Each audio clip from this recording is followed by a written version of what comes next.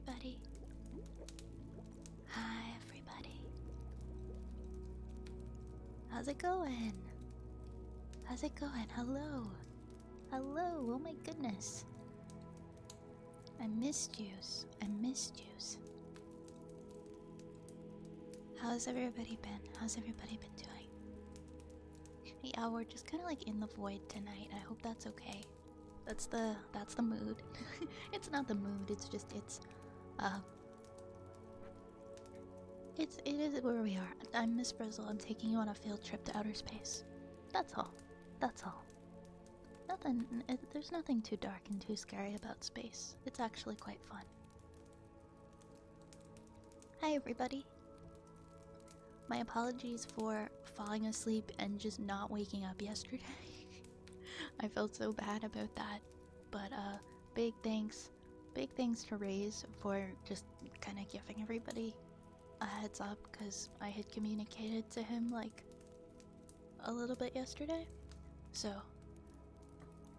yeah, I'm really sorry. I felt so trash yesterday, and I laid down and I guess my alarm just didn't go off, or I slept through it because I didn't wake up for like 10 hours because I felt so bad. But I hope I can make it up to you tonight. Thank you for the follow, Envy. Thank you for the follow. Hello everybody, congrats on first cage. I'm sorry, I couldn't help but peering into the chat and I saw a message from Yar that said, of course Kaj not wand got first. Who?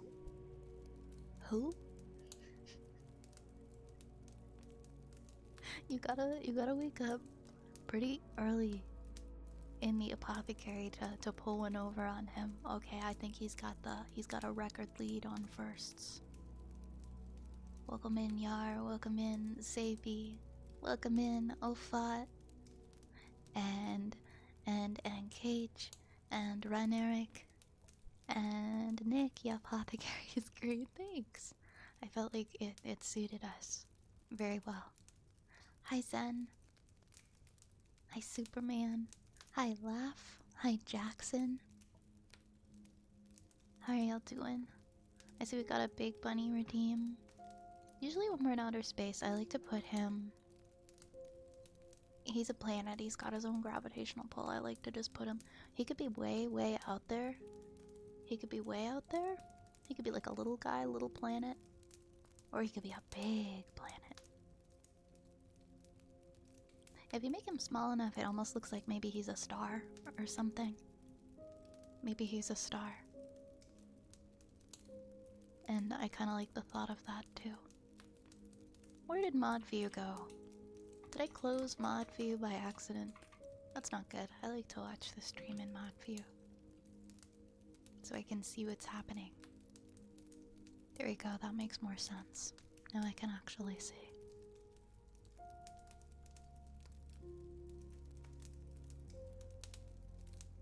Now I can actually see. You're not feeling too good, Laugh. I'm sorry to hear that. I appreciate you sticking around and hanging out, but if at any time you do have to go, please do, okay? Please take care of yourself. And get some rest, get some good sleep. But yeah, we're just vibing in our outer space tonight. Nothing crazy, right? Oh my goodness, Nation. Did you pick up a cold or like a flu maybe?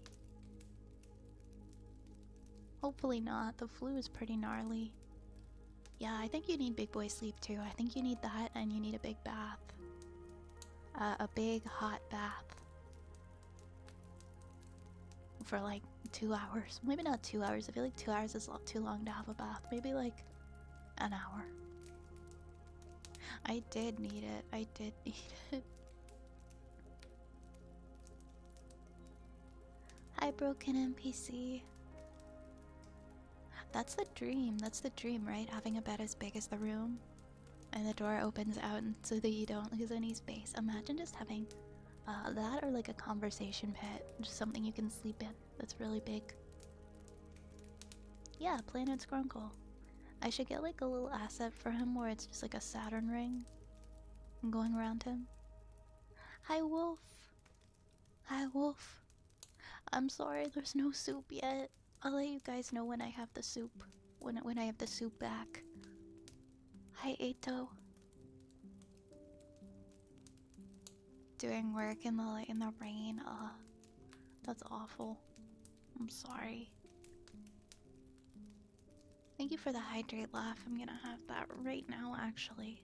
I had to go and run down to grab some water because I realized at the last second that I hadn't filled myself a glass of water yet. When I had kidney stones, my bath was my best friend. Oh my god, kidney stones are so painful. I believe you. Heat is often the best remedy for most kinds of pain in my experience. Most kinds of pain.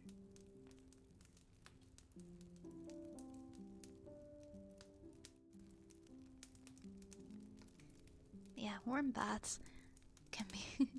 yeah, they either cure or just make it get a little bit... well, not even a little bit, a lot better. Significantly decrease the ick of the whole situation by taking a bath. Sometimes I wish I had a bathtub because I miss taking baths. My last place was shower only, and I swore I was never gonna do that again. But I liked this place that I'm living in now so much, I accepted the fact that it was just a shower. But it's like a really big shower, so I don't know. I can pretend it's a bath if I'm imaginative enough. Hi, Ocelia. Drink some Theraflu. Ooh, I don't know if I've had Theraflu before. I've had cold effects before when not feeling good. And I've heard of Tamiflu, I think it is. Some guy 10 years ago, instead of the stone going through the urination way, he ended up... Oh, ouch. Ouch. Oh, I can't even fathom. That sounds so painful.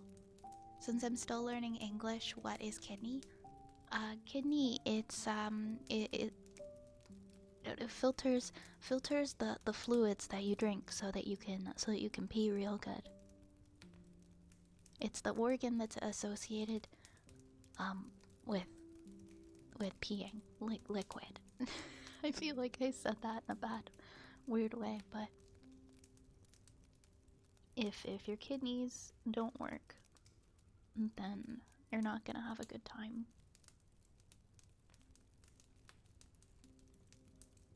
I've just blown your mind. What did I do? What did I do? What was so mind-blowing?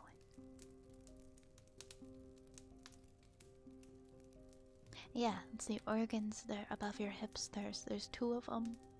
You only need one. You can, well, it's good to have two, but you can live with just one.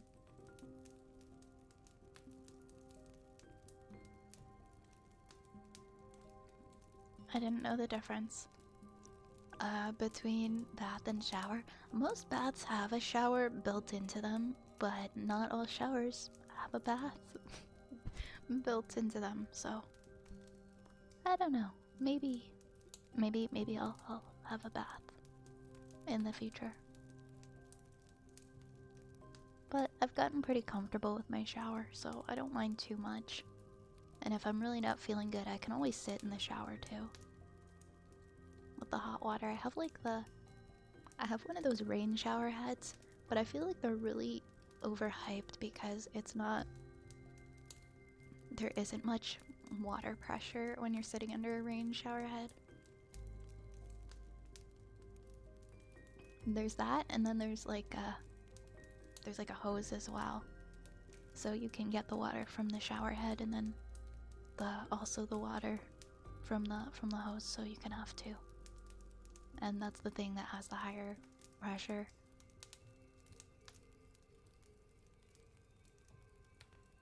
Yeah, some are definitely better than others. Mine's okay. Mine's okay. Just feels like kind of sitting in the rain when you sit underneath it. So I don't mind too much. It's pretty comfy. Also, if I mute at any point, it's because I have a tiny bowl of rice here, and I'm trying to get some food down because I haven't had a good day with my stomach, so If I mute, it's because I need to put some rice in my face, and I don't want to subject you guys to the eating sounds. Yeah, how's everybody been doing? What's what day is it? What day is it? How is everybody's weekend going? I didn't even know it was I forgot it was the weekend. Arui, thank you so much. Thank you so much for the follow. Welcome, welcome. Welcome, welcome, Dragon. Dragon, how are you doing? How are you doing? Your stomach's fine, it's just achy. I hate stomach aches. I feel you on that. I hate them. I'm getting a lot of them lately. My stomach just doesn't like a lot of foods. So sometimes to calm it down, I just eat like lots of rice. And then some like veggies and things like that. And it can help. I just had like a bad tummy ache day. I went to a Renaissance fair today. And I had a very nice time. And I dressed up and I really enjoyed it. But I also just had a bad tummy day, so it was like mixed mixed feelings. Mixed feelings. No eating ASMR today, I'm sorry. You're a tummy ache survivor? Oh my god, hell yeah. I'm sorry, but also, like, you're very brave. And I'm proud of you for surviving the tummy ache. You ever hear of a water blanket? You plug it in and the water stays hot. Yeah, I've seen people with those before. I've never had one myself. No, I haven't been like sick with like a contagious illness or anything. Like I haven't had like a cold or a flu. But like, I felt bad yesterday because I got a pretty sizable tattoo. And all the ones that I've had before then, I've never felt sick while getting because I think they were smaller. And this one took maybe like 4 hours. 4.5 hours. And like on the 4th hour, I started getting like, it was so weird. I started getting really lightheaded and really sick and like sweaty. And I felt so bad. And my tattoo artist is like, you're really shaky. I think I'm gonna stop for just a little bit, drink some water. And it was my fault because I didn't really eat that much because I've been kind of having like tummy aches, so I didn't really eat a lot of food before getting the tattoo. And so my blood sugar like dropped a lot when I was getting it. And I guess it's like a response from your body sometimes. If you haven't eaten enough, especially, but like your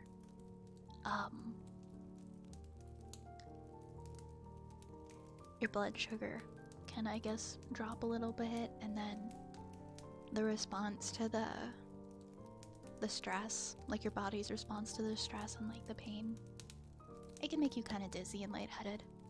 But by the end of it, I was so lightheaded, I had the money to pay her, and I'm just staring at the cash in my hands, and I was trying to calculate like her tip on my calculator. And I was so embarrassed, and I was like, I'm so sorry, I'm so lightheaded right now, I'm trying to tip you, and can you just calculate 20% for me, because I'm struggling to do basic math, and I think I need to go sit down. And she was really nice about it. I was so embarrassed at just how wobbly and weird I was being, but she was so nice about it. And I had some sugar and some food before I went home, and then I was okay. But I got home and I pretty much dropped because I felt so just exhausted and crappy, and I fell asleep. Yeah, and that was it. I just fell asleep, but I woke up feeling a lot better. Dark Zeus, thank you for resubscribing. Happy 10 months. Happy 10 months. How are you? How are you? Thank you for being a part of this apothecary. Thank you for being here with us. And I really, truly appreciate your support. Thank you, thank you.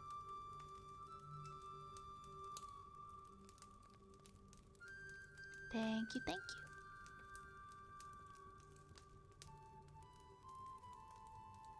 What's your tattoo of? I'm not gonna share what it's of, just because, just to try and not compromise my identity. I've stopped sharing stuff like that because sometimes people are nosy and they look things up about me, and so I've stopped giving details about myself that can lead to me, because I like to be anonymous. I like to be anonymous. It's part of what makes me feel so comfy in this space. I like being able to separate myself, or separate my real life identity. No, it's okay. I know you didn't have any bad intent by asking. That's just me making a general statement of like why I don't share stuff like that anymore. The only stuff I share is like stuff that's kind of vague that could apply to pretty much anybody. Or that, you know, you'd have to pick me out of like a million.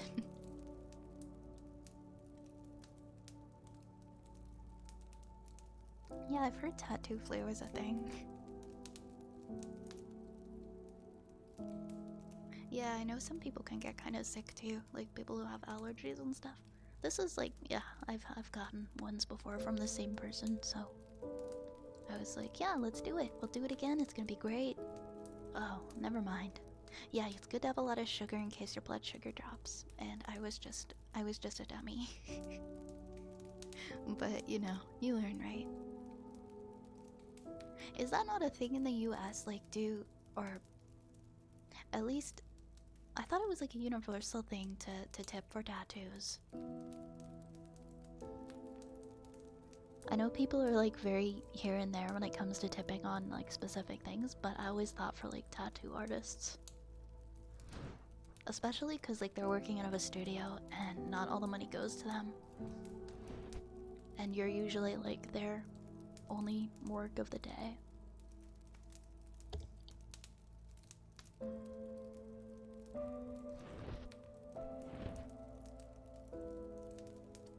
Yeah, that's like always been my stance.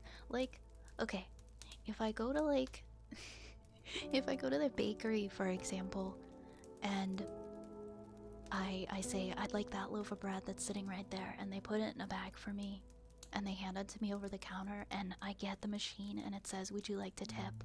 I usually don't. I usually don't, like for stuff where it's like just someone handing something over the counter. If I'm sitting at a restaurant and someone is serving me, yes, I do tip.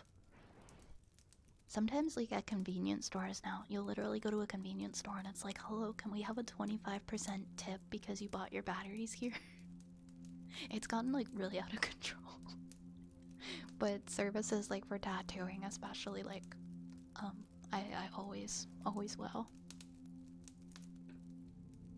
give something extra to support my artist. But yeah, it's definitely a personal choice.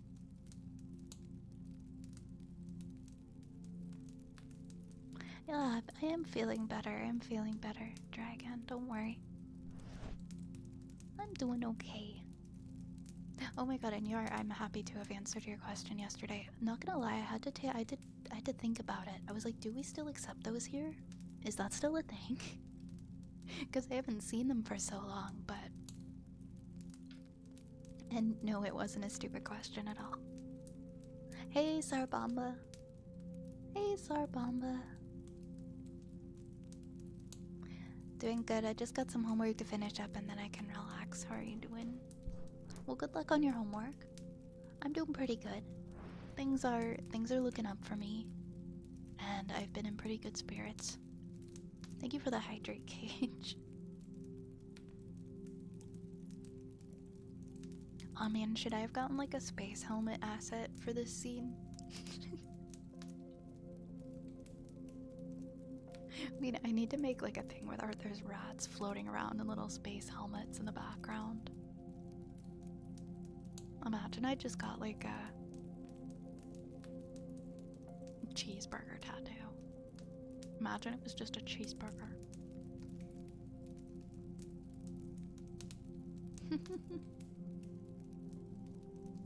Yeah, I know like a lot of European countries, it's pretty frowned upon. It's pretty frowned upon to tip. Because I'm assuming people are paid better, and therefore it's like, why are you tipping me? I don't need your tip, get out of here. Is that the vibe? I don't know. I have no idea if that's why. But I know in some countries people are paid well enough that they feel insulted if you give them a tip. Because they view it as like, you're seeing it as if they need charity. And so they get very upset. In some countries.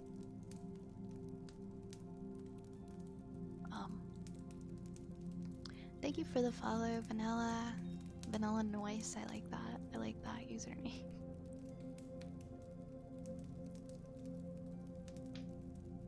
I think it really depends on the country you're visiting. Like, I guess some places it wouldn't be frowned upon, but also not expected. And in some countries, it would be considered insulting. I don't think it's... Where is it considered insulting? I think it might be Japan that I might have read that about. We don't tip in the UK for tattoos. The artist gets the bigger cut of the money. Although sometimes they'll charge something that's called an idiot charge, like if you waste their time, they'll up the price. That's fair. That happens like so much. They commute to the studio for like no shows and things like that. At least my artist, she charges a deposit, so she at least gets some money even if you don't show up or you cancel. Hey Azriel. Your sister's a tattoo artist and doesn't get tips? Really? I always thought you were supposed to tip like 15 to 20% of the tattoo. Like, that's what I've always done. Especially since it's like, I don't know. I like my artist. I want to continue going to her. I want her to continue doing nice work. I definitely don't want her to be like, I don't know. I always thought it was like, you were like looked badly upon if you didn't tip for tattoos. I always thought that was like how it was. Maybe it's not. Maybe it's not expected. Maybe not everybody does. But to be fair, I haven't gotten like enough tattoos to really know that kind of culture. Oh, hi Slick. Nice to see you too. It's good. It's good. I'm feeling a little better, thanks. In Japan, really, you could get kicked out. Yeah, because the culture is so much different there.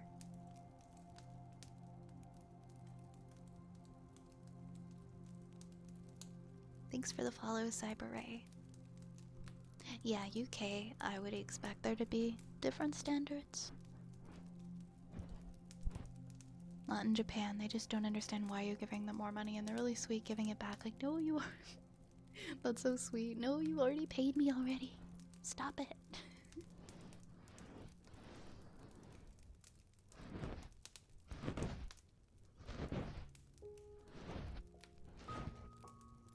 I tried some new hot chips today. You should try them. I'm pretty sure it's available to you. I don't know if my stomach can handle the hot chips.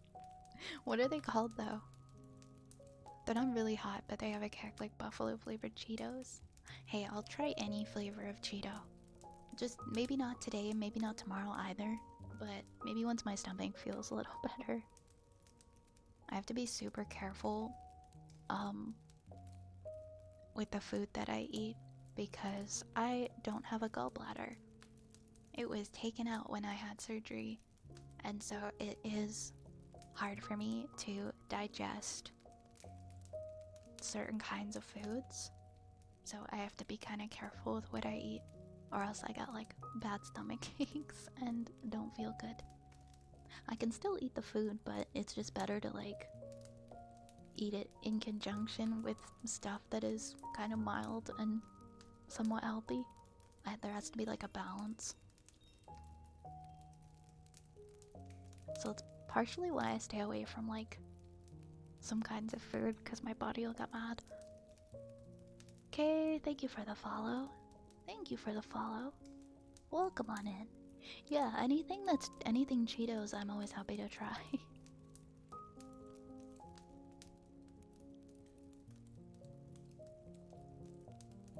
Tips are for you as you need to do better. Here's some money to get training. Really? Oh my gosh, I never looked at it like that. I never looked at it like that. Wow.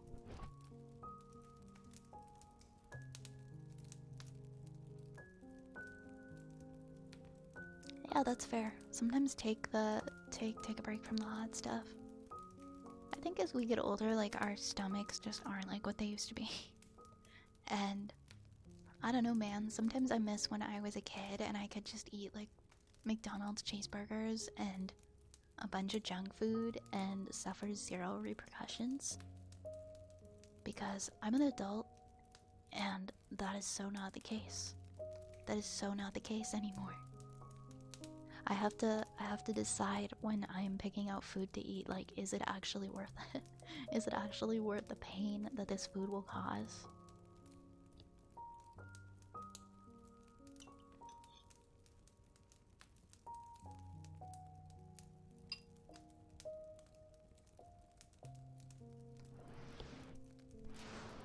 Those were the good old times. Those were the good old times we could just eat whatever we wanted.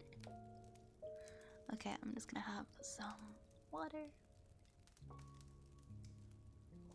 Kids have like stomachs of steel.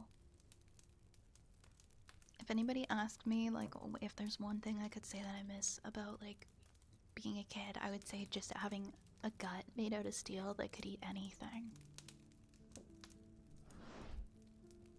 Context on PC. I have to get a new PSU and move my motherboard to a different position to support fans. Was likely overreacting about the temps. I can get more details on Discord about something serious. Well, I'm glad it's not. I'm glad that it's nothing super serious. Nothing that a little bit of meddling around won't fix.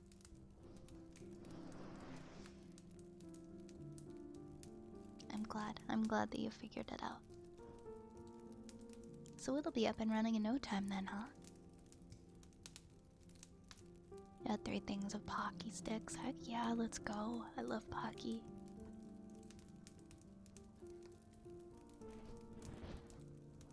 I love, yeah, eating nails. Exactly, no problem.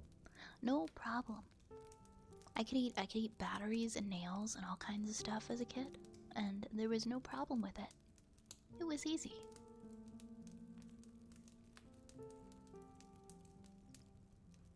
You guys know that meme? Like, that's me as a baby with the little puppet that looks like a ghost. It's like this little ghosty puppet that has like a pointy elf hat on and it has like elf ears. It's like a marionette of some sort, I guess. And it's just like somebody's just got it like floating through the woods and they're like, that's me as a baby. I don't Does anybody remember that? Yeah, rocks are extra roughage. Exactly.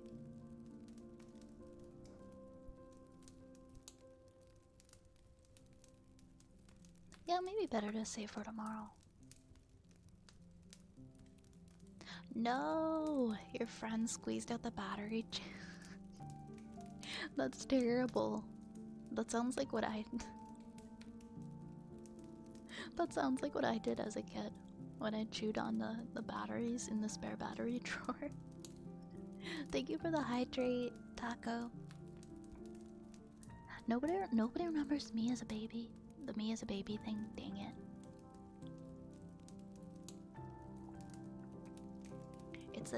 It's this silly little guy.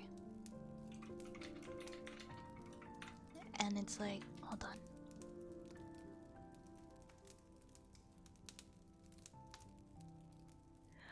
Oh my gosh, it's like a little white puppet in a green hat.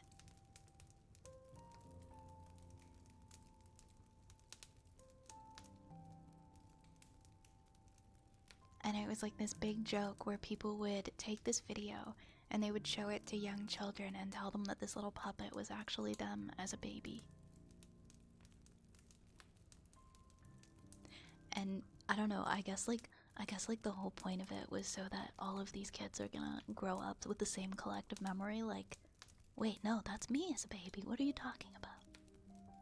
But it's this silly little green puppet, and the only reason I asked is because I saw I saw a group of people dressed up as it at the Ren Fair, and it made my day so happy. Silly little guy. Lily Rose, thank you for the follow. Thank you, thank you, thank you. Alright, I'm gonna open the triggers in a second.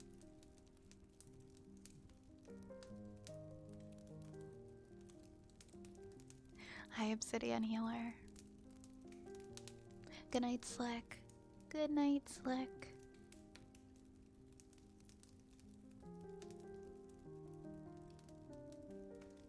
I don't know if you can set sleep timers on Twitch. That would be really helpful, though.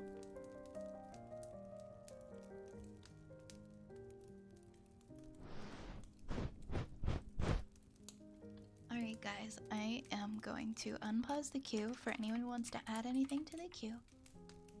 Oh, also, Dark Zeus, you resubbed earlier, so let me know if there's anything that you would like, and I'll make sure that I do it first. But in the meantime, I'm gonna unpause and I'm gonna mute for a second, and I am going to eat a little bit of my rice.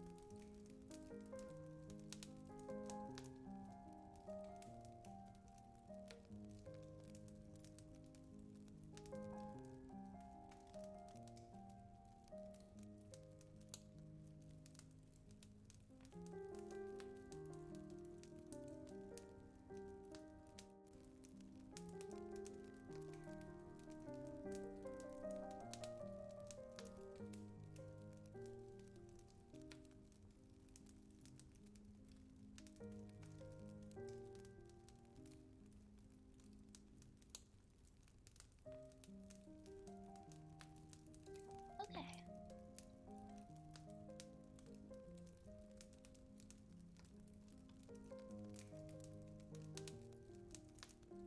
Thank you for the hydrate taco.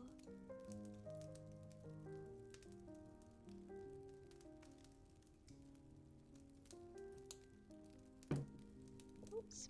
Sorry, that was a little bit loud. Alright, guys, let's see what we have.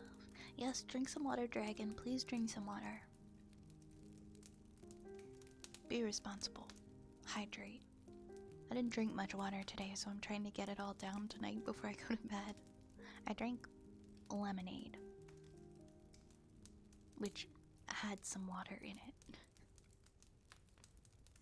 Hey, Monk. Hey, Monk, how goes it? Oh, there is a sleep timer option. That's neat.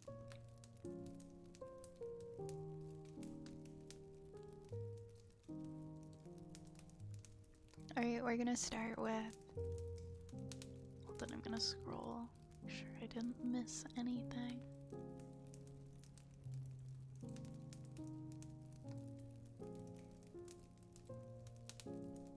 Yeah, a message in the Discord would be fine. I'm just like wary of clicking anything that's a download link. Like Google Docs is fine, a message in the Discord is fine.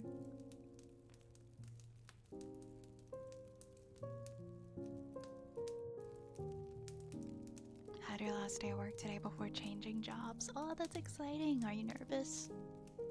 Changing jobs is always like really nerve-wracking, but it's also exciting because it's a big change. Yeah, I'll start with positive affirmations then for you, and then we'll do the rest of our queue.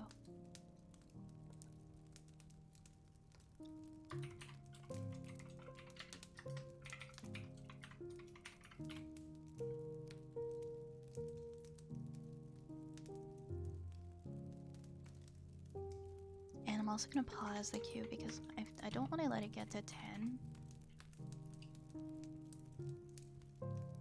Because then it starts to get... Oh, I clicked it and it says that I need access. Here, I'll request access. if that helps. I just requested access with my Violet Spellcraft email. We'll see if that works. Hey, Larcade. Hey, Larcade. Alright.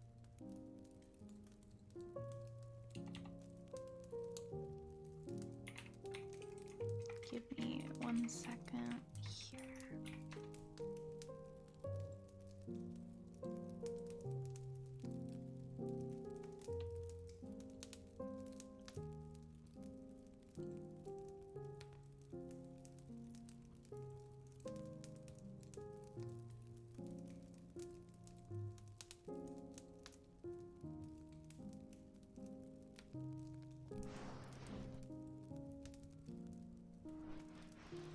Oh, that's so strange. The queue still isn't working. Okay, I'll have to ask Valgor. I thought it was maybe something to do with the bot that needed to be reset. But if it's still not working, I'll ask. That's so weird that it's not tracking them anymore. Because the pause and the unpause works.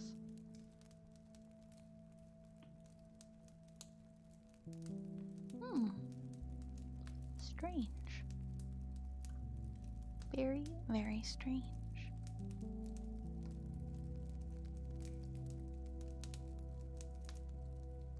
Alright guys, I want you to take a deep breath in and breathe out. We're gonna do some nice positive affirmations if you're needing some encouragement right now.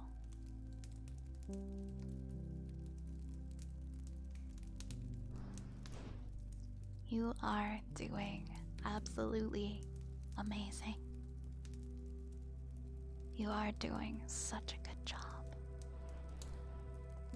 And you've got this. I know you've got this. You are working so diligently towards that finish line, and you're gonna get there.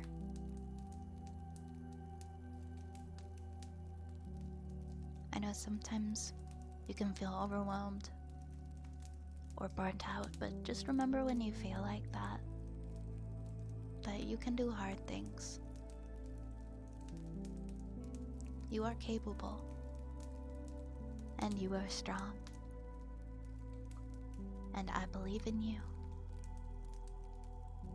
and you are doing incredible.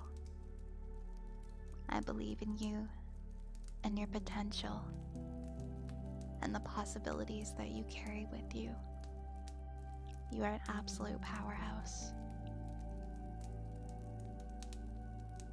And you are worthy of all of the things that you desire and that you want for yourself. Your dreams and your passions, you're worthy of those things. I want you to remember that. Yeah, you're a mitochondria, you're an absolute powerhouse. You're resilient, you're really tough.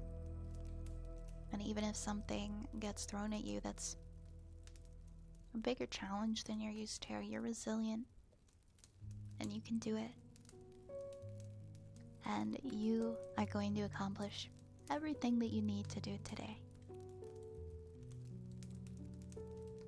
Whatever you need to get done, you're gonna get it done.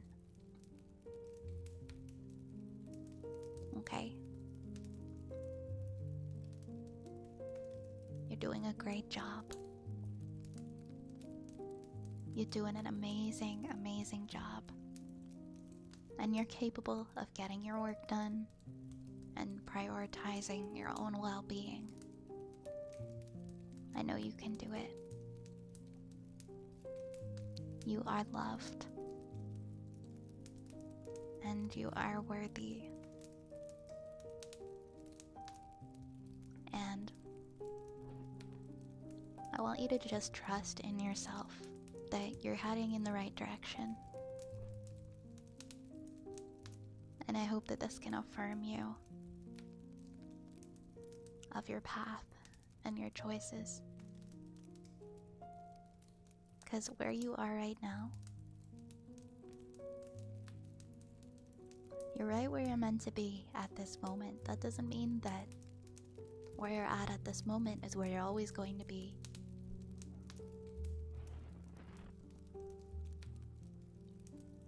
But you're on a journey, you're following a path,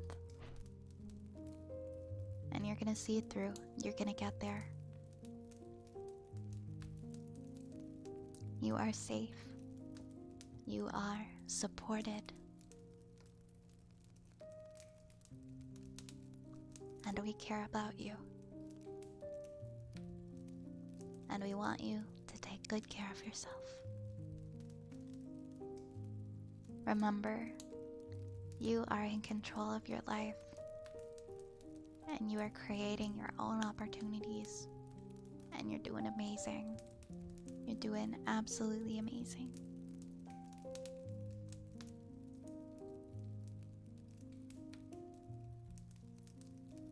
You are just radiating confidence and capability. Yet you can still find yourself at peace. Please remember that you're growing. You're always growing with every experience. And you're learning. And you are strong. And you could do this. And I know that's a lot of big things. And I magnified this situation and I made it seem I made it seem like this is a really, really big thing. So I want you to just focus on what you're doing today.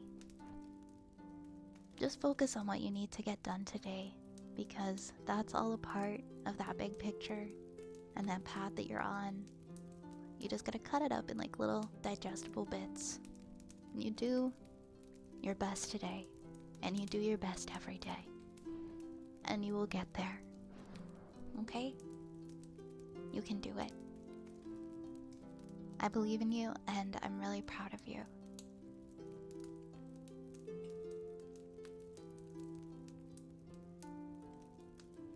Oh, I got access to the file now. Thank you. Thank you.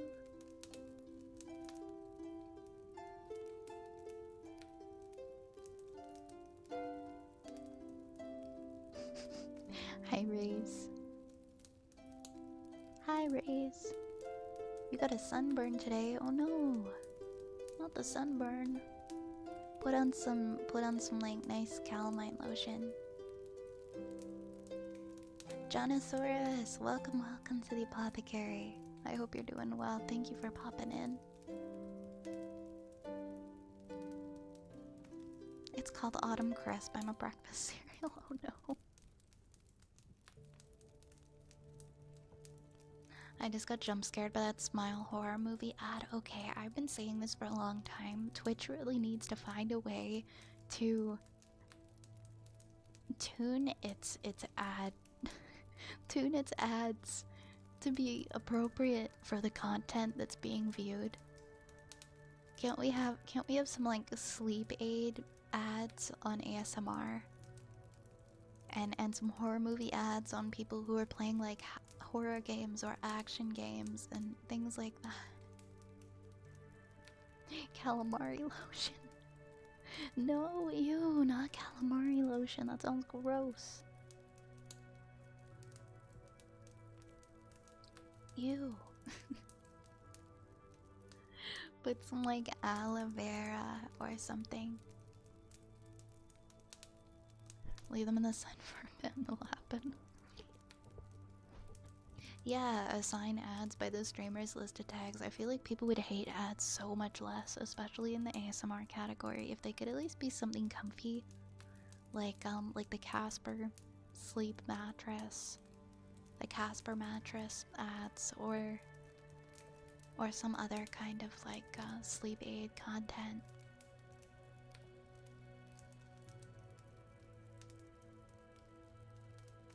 Why would I use a lotion based off the opening lyrics to Numa Numa? Are you okay? Aloe? Are you okay? I wonder what kind of ads that you get for Don't Call Me Mommy. Well, hopefully not ads for for children's products. Hopefully ads not for anything geared towards kids because I'm not a mommy.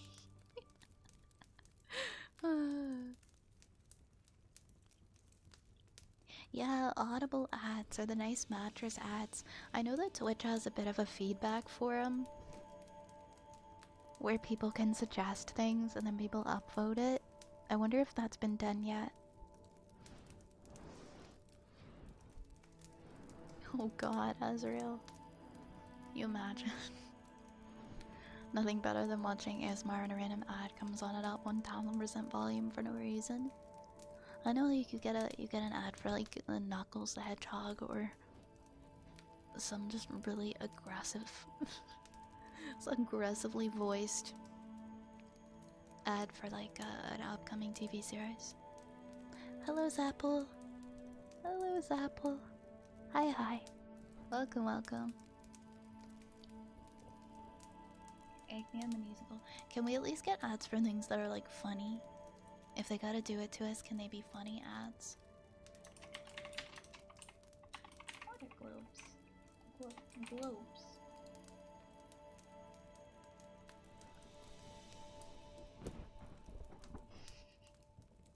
Almost asleep, and then suddenly, Billy Mays here with Flex Seal. See, wouldn't that be so much nicer if Billy Mays was whispering? Billy Mays needs to get with the times. He needs to adjust his content to the sleepy. If he really wants to get in our heads, he needs to have the whisper ads for the sleepy people, so that they don't automatically just turn off the stream or mute.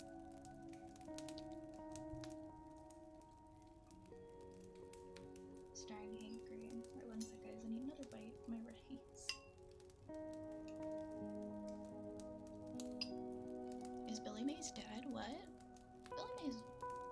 Billy Mays wasn't that old.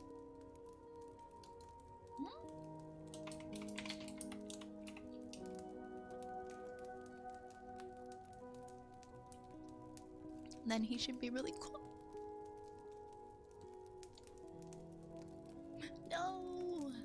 No, that's uncalled for. Poor Billy Mays. Oh my god, I just looked it up. He did die.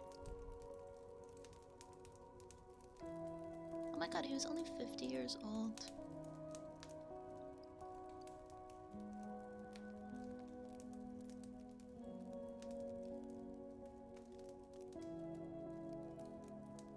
Oh, weird. Okay, it's really weird how Billy Mays died. It wasn't like... dare I say, like, a normal way to die? It was a strange way. No one really knows? Huh?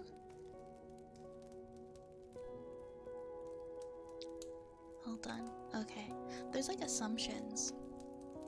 But I guess they just found him not alive anymore. And there were no indications that anyone had broken into their home or caused any harm. But I guess he had said that he didn't feel well the night before, and he was on a plane, and he had a little head injury. He was on a plane the day before, and the plane had a rough landing after blowing its tires, and so they think he might have passed away from that. That's different.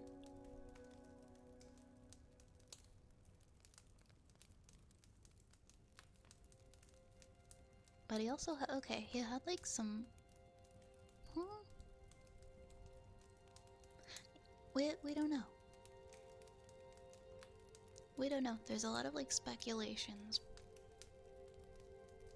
There are some, that's all I'm gonna say, there's some speculations as to how Billy Mays died. But I guess we'll never know for sure.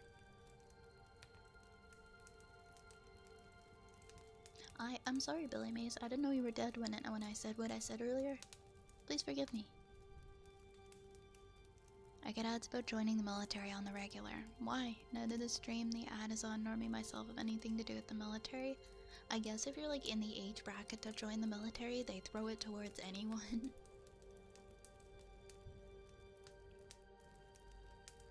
Not everybody joins the military because they necessarily want to be in the military. Don't some people join it because it pays for your education or something? Like there's benefits to joining the military?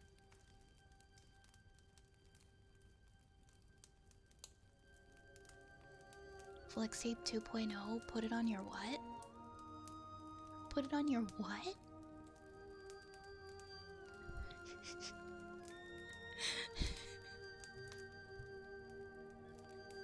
Did I just read that right? I'm sorry. Silly Maze, stop. New Flex Tape 2.0. Slap it on your butthole so you can make it home and not have to use the toilet at your new girlfriend's parents' house.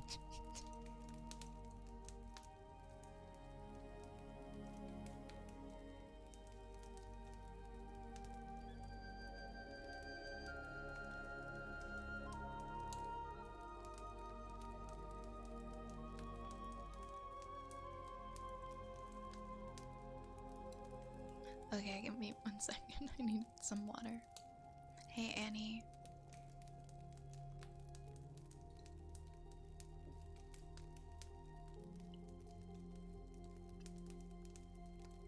Silly Ray's here. I think we can all agree that Ray's is silly. Alright, I'm sorry. I said I was gonna do water globes next. I feel really silly tonight. I'm sorry.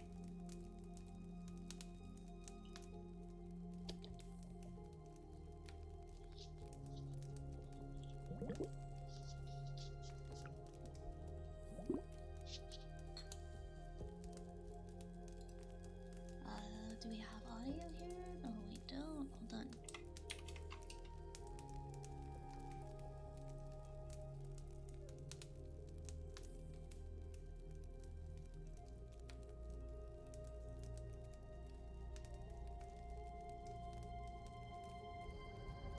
I can get the cave sound effect. Come on, there it is.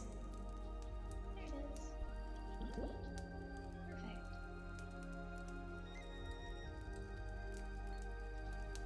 Perfect.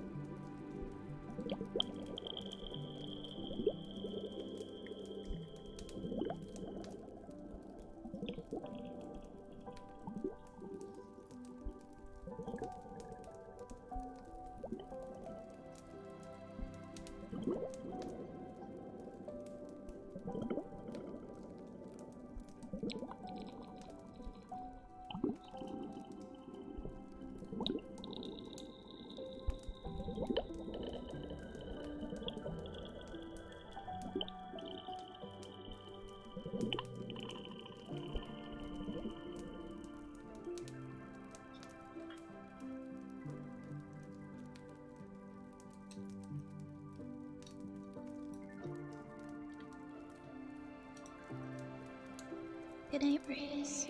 Oh my god, I'm so sorry. I thought that I had turned off the echo. Good night, Raze. That was so loud. If Raze is still here, that probably woke him back up. Jeez. That was too much. That was too much and too loud. We need a stinky command. I wonder if we could set up a command that... I guess we could... that, like, it picks out of everybody in chat. And it just picks a person that's stinky today. If you go !stinky and it just says something like, Raise 4 is stinky today. I wonder if you could get it to randomize from all the people who are in the chat list. Probably not, but you could just add, you could get it to pick from, kind of like how we have the potion command, you could get it to pick from regular chatters, I guess. We could just compile it of a list of people who chat here regularly. That'd be funny. Hi, Turtle. Hello, Turtle. How are you doing, Turtle?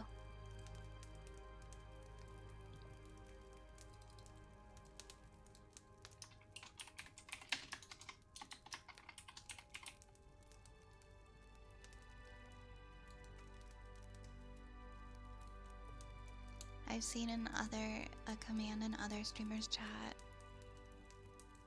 It will randomly select a chat member at a certain interval and say, oh my god, really? Oh jeez. Okay, well it's good to know that it's possible to do that for a command. Okay, just a random value between 0 and 100, but it will pick from people who are in the chat. Okay. That could be funny.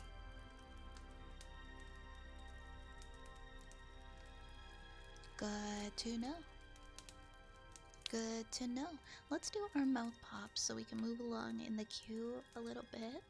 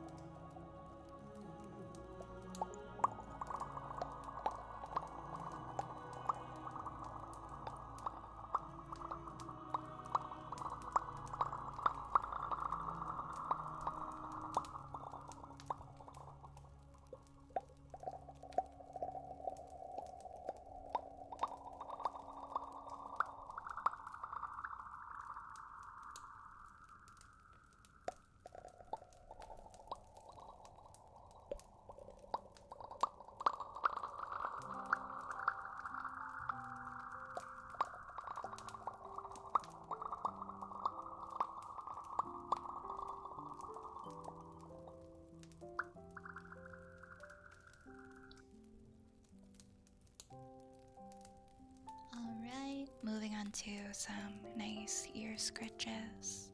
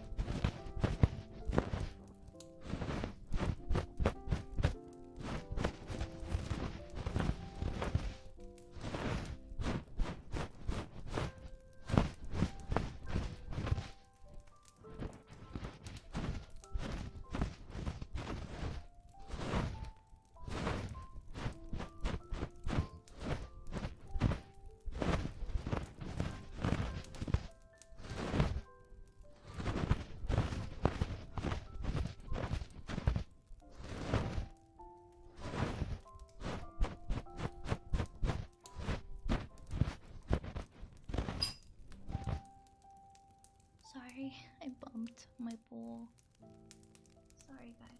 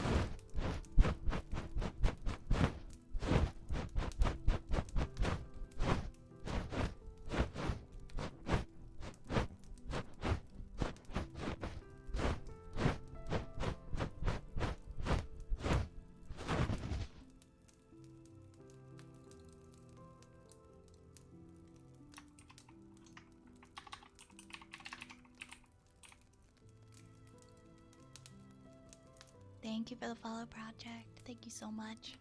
Welcome, welcome to the apothecary. We're gonna do some wooden frog next.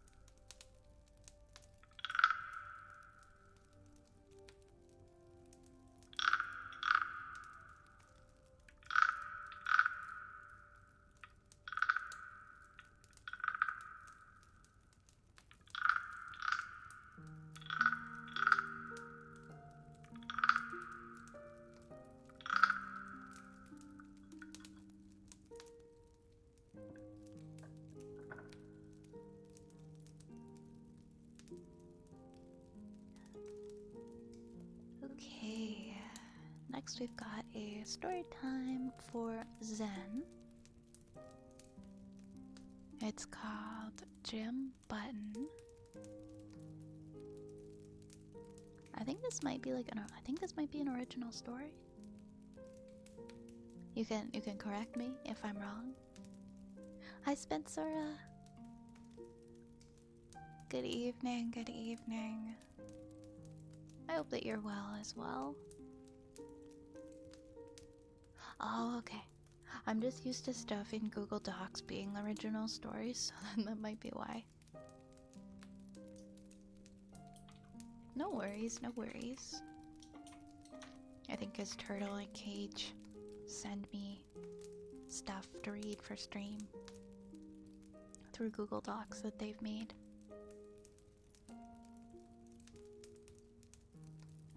It's a German. Oh, yeah! I remember you telling me about this. It's a German children's book by Michael Ende? Translated by ChatGPT. I gotcha, so you got it into English. Cool.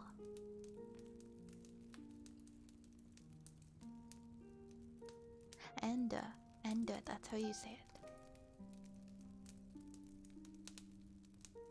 Alright, let's read this story. Jim Button. The first chapter in which the story begins. The country where Lucas the engine driver lived was called Lemmerland, and it was very small. In fact, it was extraordinarily small compared to other countries, for example, like Germany, or Africa, or China. It was about twice the size of our apartment and mostly consisted of a mountain with two peaks, one high and one a bit lower. Around the mountain wound various paths with small bridges and tunnels. There was also a winding railway track. It ran through 5 tunnels, crisscrossing the mountain and its 2 peaks. There were, of course, also houses in Lumberland, one very ordinary one, and another with a shop inside. There was also a small train station at the foot of the mountain. That's where Lucas the engine driver lived. And on top of the mountain, between the 2 peaks, stood a castle. So as you can see, the land was quite full. There wasn't much more room. It's also important to know that you had to be careful not to cross the boundaries of the land, because if you did, you would immediately get wet feet. You see, the country was an island. The island lay in the middle of the vast, endless ocean, and the large and small waves rushed against the borders of the land day and night. Sometimes, however, the sea was calm and smooth, so that at night the moon, and during the day the sun reflected in it. That was always particularly beautiful and solemn, and Lucas the engine driver would sit on the beach and enjoy it. Why the island was called Lumberland and not something else, no one knew. But surely this will be researched someday. So this is where Lucas the engine driver lived with his locomotive. The locomotive was called Emma, and it was a very good one. Although perhaps a bit old-fashioned for a tender locomotive. Above all, it was a bit chubby. Now of course someone might ask, why is a locomotive necessary in such a small country? Well, an engine driver simply needs a locomotive because what else would he drive? Maybe an elevator? But then he'd be an elevator driver, and a real engine driver wants to be an engine driver and nothing else. Besides, there was no elevator in Lumberland. Lucas, the engine driver, was a small, slightly round man who didn't care in the slightest whether anyone thought a locomotive was necessary or not. He wore a peaked cap and a work suit. His eyes were as blue as the sky over Lumberland on a nice day. But his face and hands were almost entirely black from oil and soot. And although he washed himself every day with a special locomotive driver's soap, the soot never really came off. It had penetrated deep into his skin because Lucas had been getting blackened at work every day for many years. When he laughed, and laughed often, you could see his splendid white teeth, which he could crack open any nut. He also wore a small gold ring in his left earlobe, and smoked from a very thick, stubby pipe. Although Lucas was not particularly tall, he possessed remarkable strength. For example, he could bend an iron bar into a loop if he wanted. but no one knew exactly how strong he was because he loved peace and quiet and never had to prove his strength.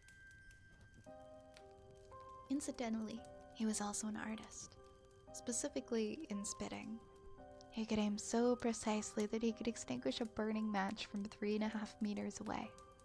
But that wasn't all. He could do something else that hardly anyone in the world could copy. He could spit a loop. Every day, Lucas drove many times over the winding track through the 5 tunnels from one end of the island to the other, and back again. Without anything significant ever happening, Emma puffed and whistled with joy. And sometimes Lucas would whistle a tune, and then they would whistle in 2-part harmony, which sounded very funny, especially in the tunnels, because the sound echoed so nicely. Besides Lucas and Emma, there were a few other people in Lumberland. For example, there was the king, who ruled the land and lived in the castle between the 2 peaks. His name was King Alphonse the Quarter to 12th, because he was born in a quarter to 12. He was a fairly good ruler. Anyway, no one could say anything bad about him because, in truth, no one could say anything bad about him at all. Most of the time, he sat with his crown on his head, in a red velvet bathrobe and Scottish plaid slippers on his feet in his castle, and made his phone calls. For this purpose, he had a large golden telephone.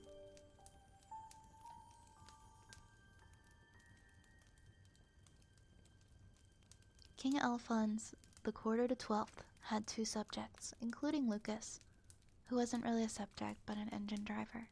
One subject was a man named Mr. Sleeve. Mr. Sleeve usually walked around with a stiff hat on his head and a folded umbrella under his arm. He lived in the ordinary house and had no particular profession. He just walked around and was simply there. He was mainly a subject and was governed. Sometimes he unfolded his umbrella, mostly when it rained. There's nothing more to say about Mr. Sleeve. The other subject was a woman, and a very nice one at that. She was round and plump, though not quite as plump as Emma the locomotive. She had rosy apple cheeks, and her name was Mrs. Wass, with 2 A's. Perhaps one of her ancestors had been hard of hearing, and people just kept calling him that because he was always asked. It's what he always asked when he didn't understand something, and the name stuck.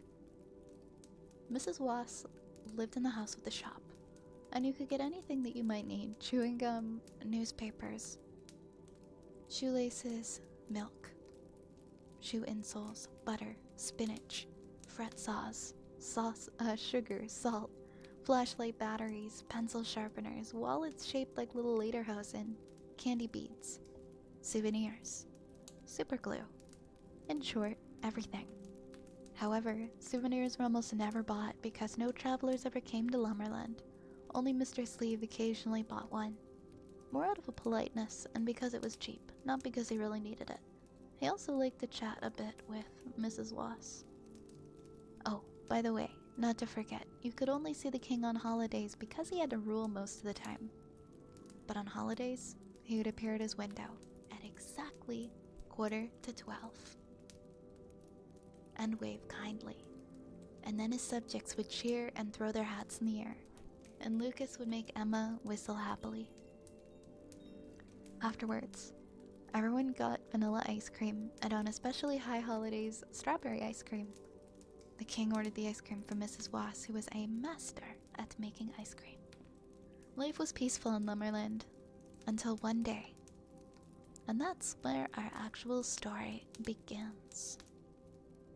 Thank you for the request, Zen. So this is like a multi-chapter children's novel. I liked it. What I've read of it so far, I liked how they used like human characteristics for things like the locomotive. They talk about the locomotive as if it's like a sentient being. Thank you for the rat redeem, elder person. The rats are back in town. I did some digging around and I found a Nightbot API that would let us do random chatter commands. I DM'd you a link. All I need for you is to log into that with your Twitch and we should be good. Okay. Cool. Let's see.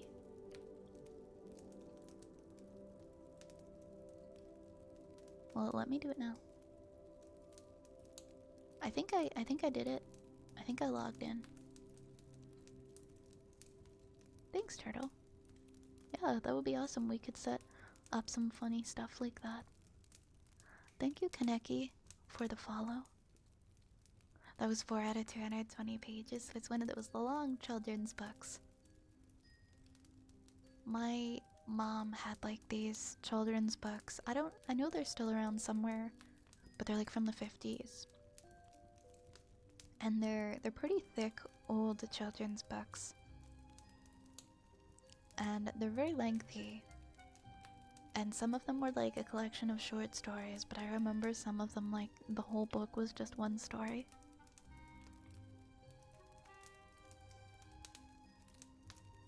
That was pretty good translation too, considering it's not, it was originally in German. Way to do some tuning forks. Next.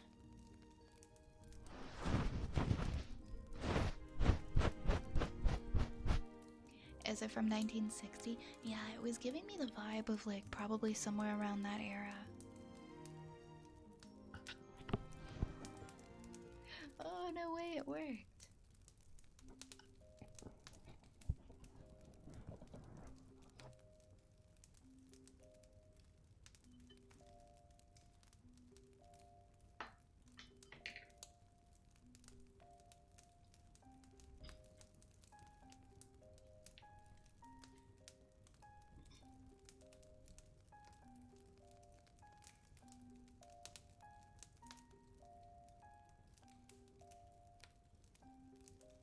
Yeah, it's definitely better than putting it through Google Translate, because Google Translate is, a lot of the time if you're translating a big text, it just doesn't really work.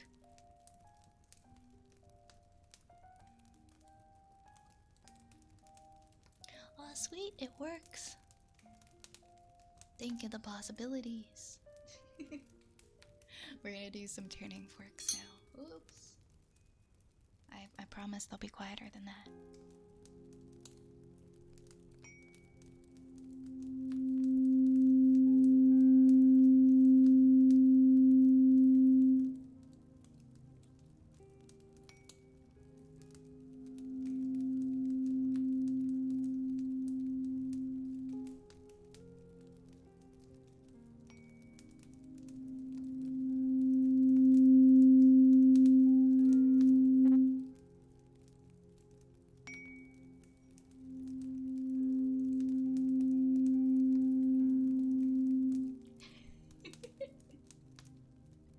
I see you, Infinite. I see you. That's so funny. Thanks, Turtle.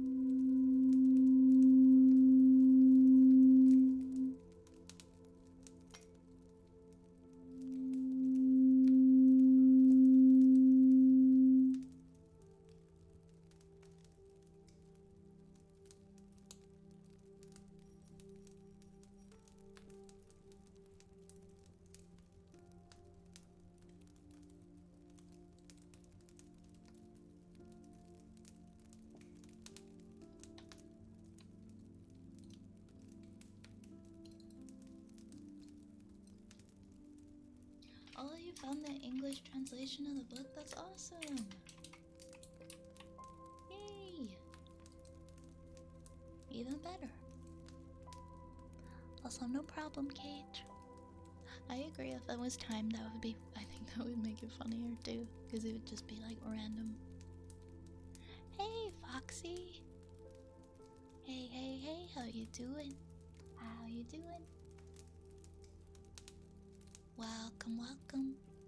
I see Moxie. Hi, Moxie as well. Welcome, welcome. How are you? How are you guys?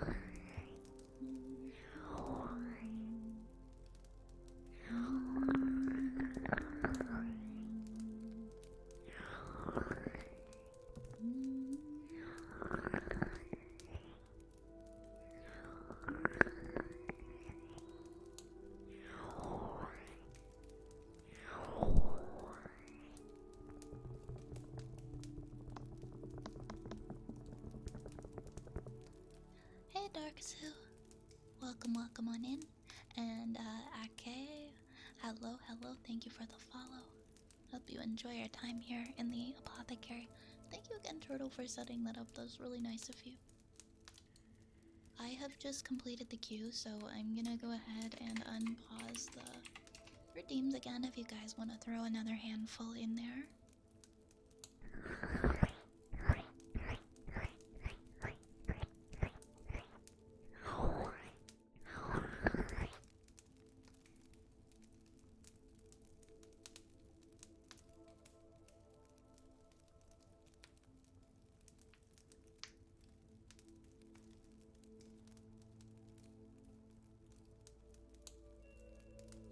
gonna start pausing it at 5. Just because of my track record for getting, well, off track. I feel like it's safer and nicer to everybody if I pause it when it fills up with 5 of them instead of waiting for it to hit 10. There we go. We'll start in watercolors.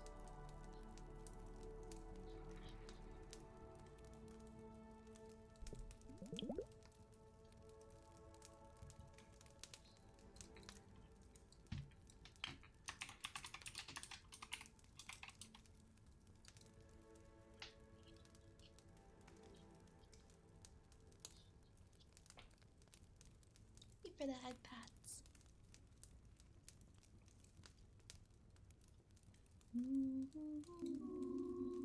Oops.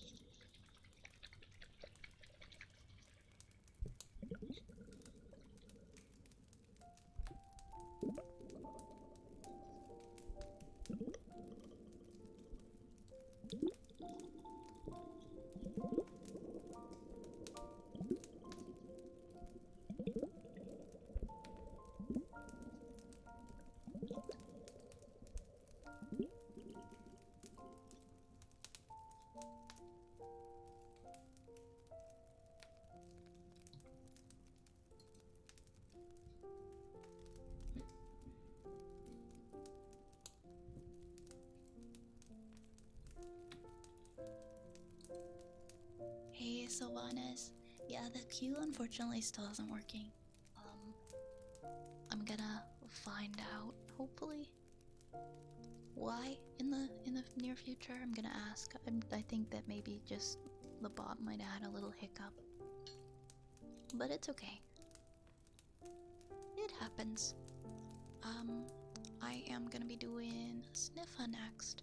Right now, I'm only accepting 5 things into the queue at a time, just so it doesn't get too backed up and people aren't waiting too long. So you can be assured that there aren't any more than 5. If it's closed, I'll probably be reopening it again soon.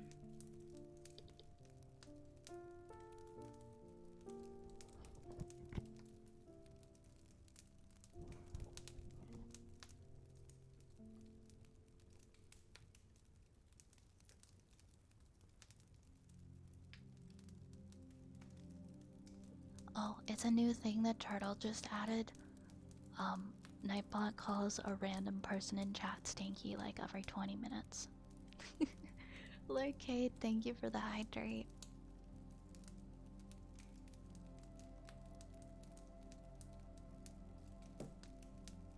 It could be you next. It could be anybody. Nobody is safe from being called stinky.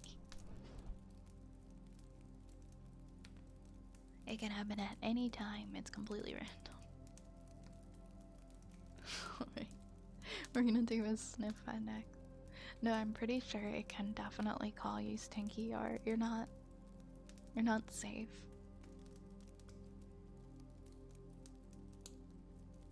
We can do gambas on if a certain person is gonna get called stinky during the stream.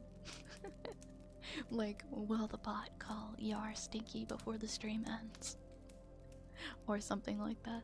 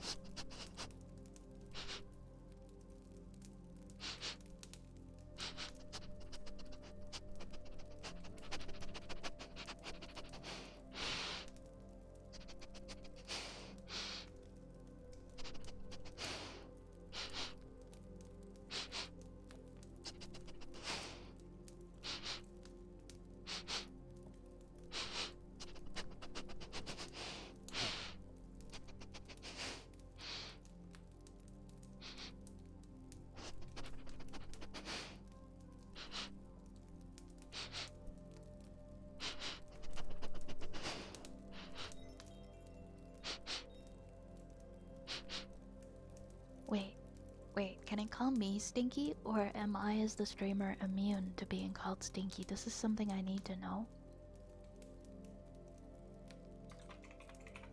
Because technically I'm in chat. Can it land on me? Okay, good. I would have felt really left out if it couldn't land on me. A targeted command for Raise, but don't tell him. Don't tell him, just wait until he notices.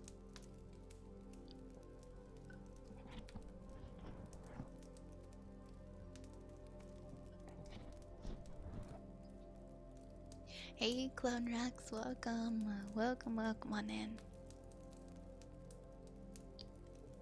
How are you doing? Welcome.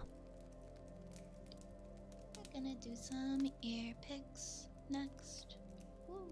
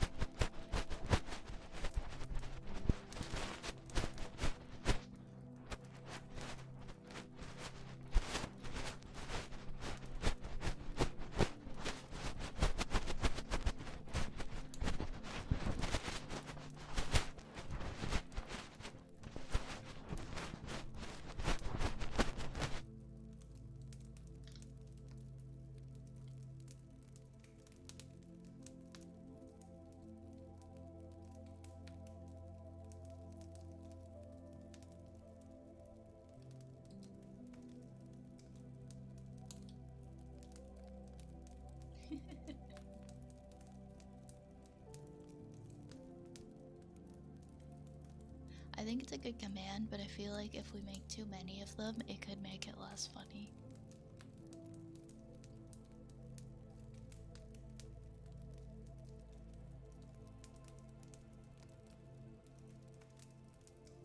But yeah, let's try. Let's try.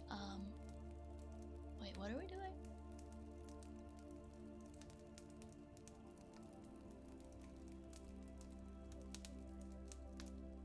Okay, well, yeah, let's go with that. Let's go with that for now. And then, yeah, if we decide we want to change it after, we always can. Thank you.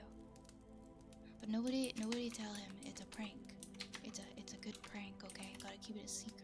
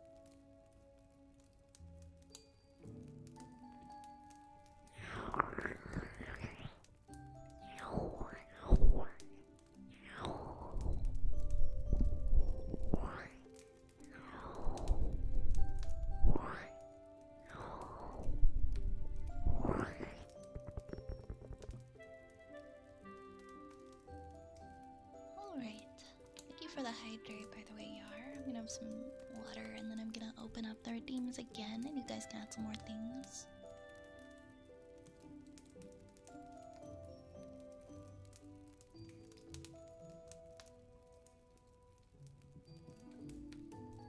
We're gonna do a lot of co-working tomorrow, by the way, guys, because I have so much homework. And I'm doing it all tomorrow. So we're gonna have a long co-working stream. Probably from like noon until 5. I wanna say noon till 5. So I hope you have fun getting stuff done with me. Because that's what we're doing tomorrow. I have so much homework. I had so much to do this week. And I have so much homework now that I have to finish. It's all like due at the end of the week, so I have to do it tomorrow. I have a communications assignment, and then I have a this like PowerPoint thing, and then I have a math thing.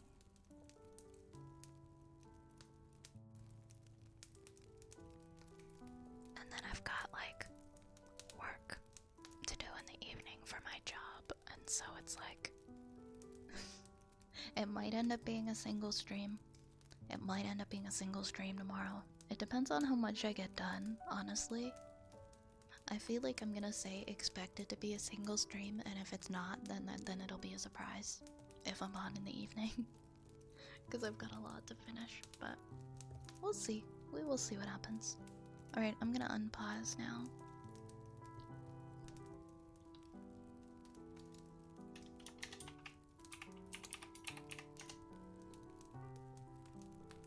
I'm learning very slowly and to accept that when you add so many things to your plate and to your week that you just have to be okay with not being able to check all of the things off of your checklist. You just have to pick the most important things and then work on the other ones the next day, and then there's gonna be more to add the next day, and so you're just always working away at it, but you're never gonna get everything done. It's just like a continuous checklist, and while it feels satisfying to complete the tasks, you can't do them all at once. You can't do everything in one day. And it's completely normal to like never have it be empty. Alright, what do we have in the queue? I'm gonna pause now. Let's pause so we can do these.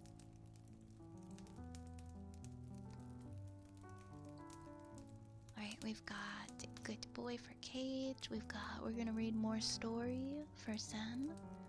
We've got Singing Bowl, Tuning Forks, and a Bad Girl. Gotcha for Lily. So those are the next 5. Also, good night, Yar. Good night, Yar. I hope you sleep well. I hope you sleep very, very well. Ooh. I'm gonna try and get some good quality sleep again tonight. Because I wore myself down again today.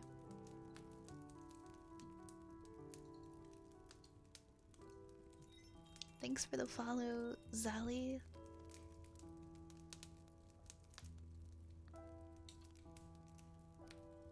I'm sorry that you work tomorrow, Cage.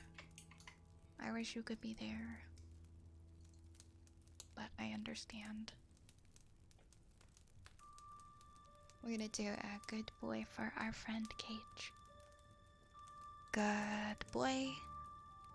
Good boy, Cage. Good boy. Good boy. Good boy. Good boy. Good boy.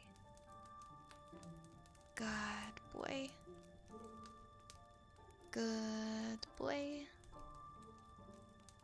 Good boy, Cage. Good boy, Cage. Good boy. Good boy. Good boy. Good boy. Good boy. Good, good boy, Cage. Good, good, good, good boy. Good, good, good, good boy. Good boy. Good, good, good boy. Good boy. Good boy. Good, good, good boy.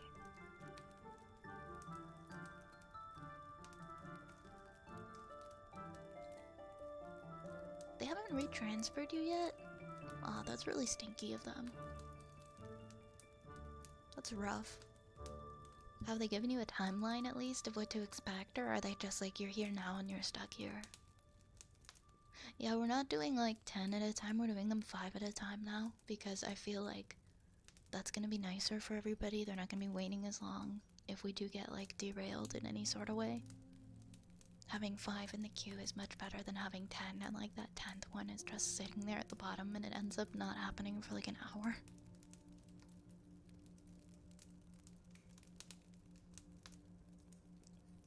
Was supposed to be this week, but apparently it's wait till I replace you. No, that's such an that's so empty though. Like there isn't really a way to put any kind of time frame on that phrasing. That could be like a month from now. I think you deserve more transparency.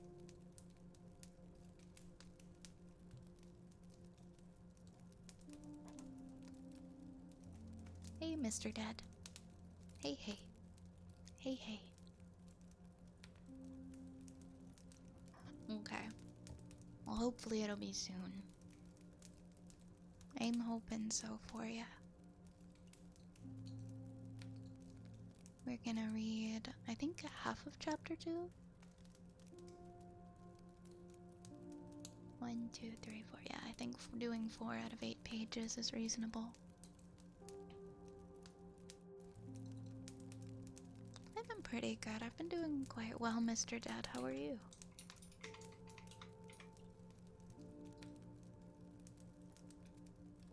This is chapter 2 of Jim Button,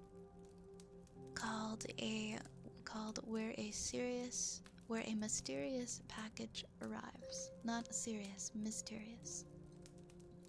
One fine day, the mail boat called at Morrowland, and the mailman jumped ashore with a large package tucked under his arm. Does a Mrs. Grintooth somebody or other live here?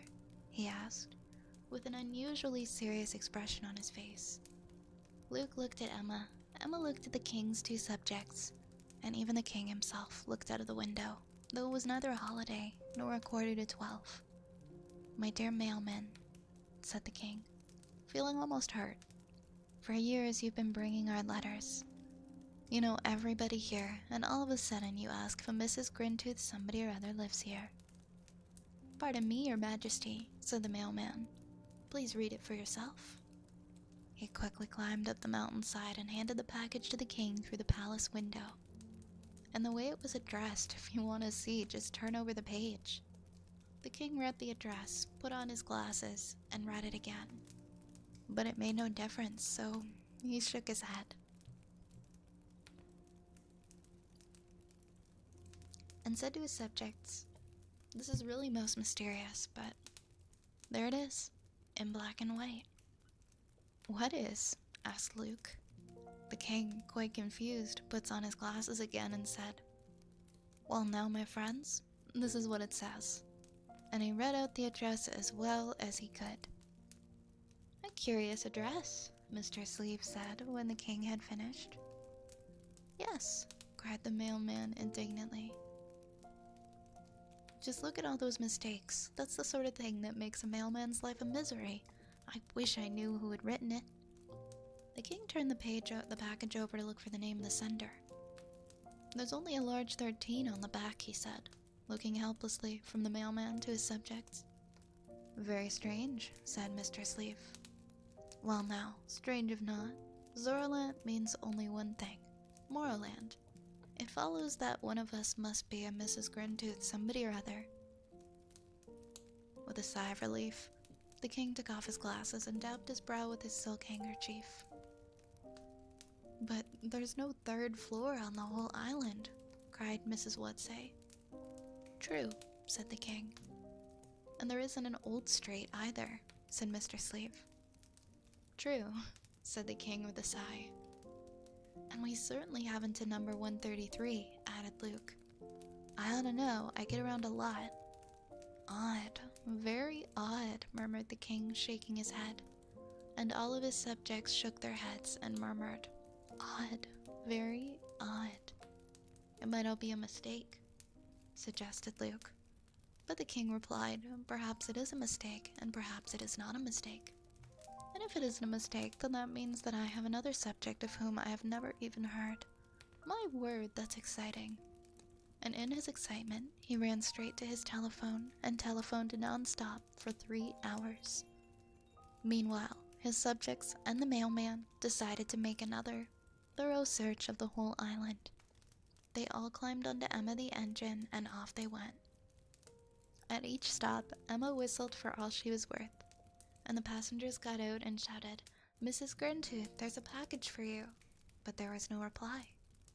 "Well now," said the mailman, "I have lots of letters to deliver, and I cannot help you any longer. Keep the package. Maybe Mrs. Grintooth somebody or other will turn up. If not, I shall collect the package next week." Then he jumped into his mailboat and sailed away. What was to be done? The king's subjects and Luke talked and talked. At last the king appeared again at the window. He'd been doing a great deal of thinking and telephoning meanwhile, and announced his royal decision. Mrs. Grintooth somebody or other was a woman, no doubt. The only woman on the island, to his knowledge, was Mrs. Woodsay. Therefore, the parcel might be for her. At any rate, he, the king, gave his royal permission to Mrs. Woodsay to open the package, and then the mystery might be solved. The king's subjects thought this was a truly wise decision, and Mrs. Woodsay went straight ahead with the job of opening the package. She undid the string and opened the brown paper, revealing a box with holes all around the sides. Just a sort of box to keep ladybugs in. Mrs. Woodsay promptly opened the box, but only to disclose another box.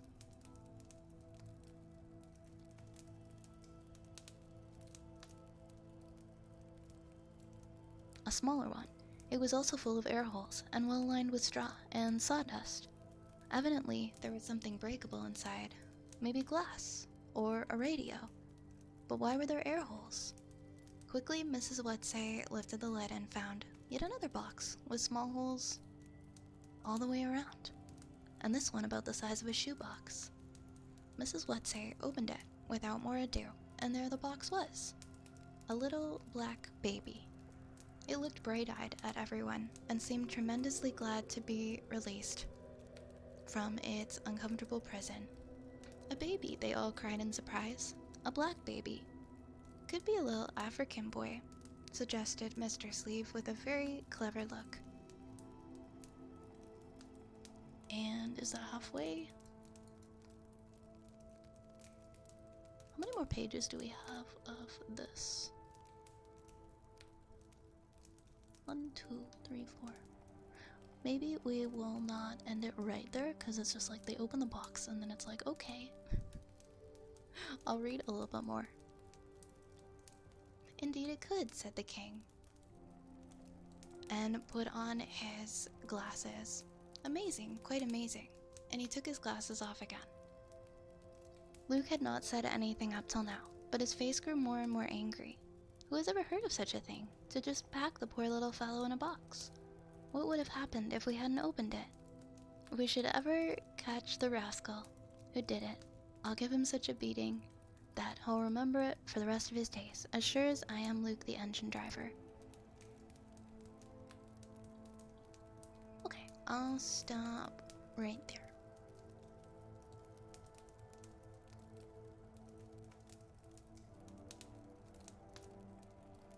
I forgot it was written in the 60s, I'm sorry for the wording. No harm done. We can always replace certain words. Unfortunately, some things just have not aged well.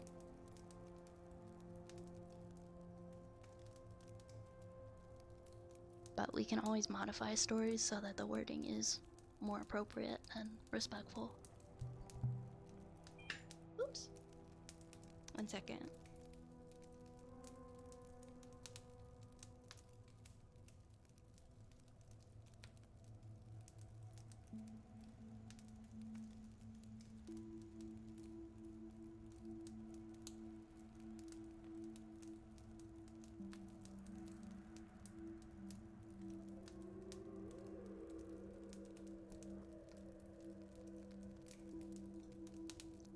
We're gonna do a singing bowl next.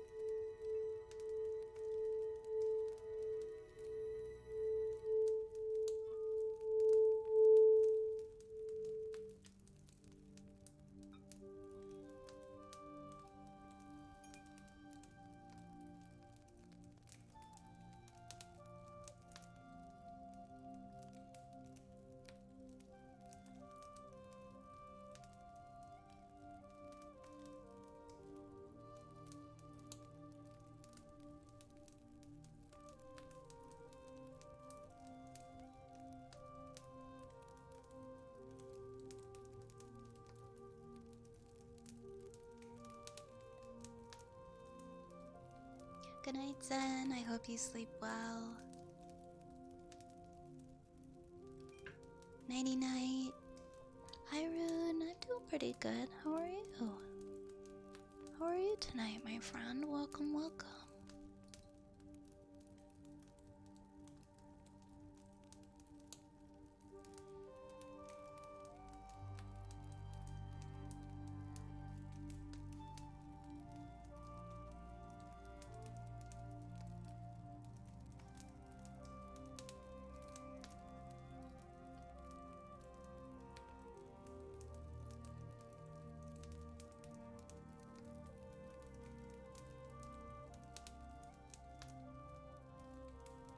Sorry, I just needed to add a little more water.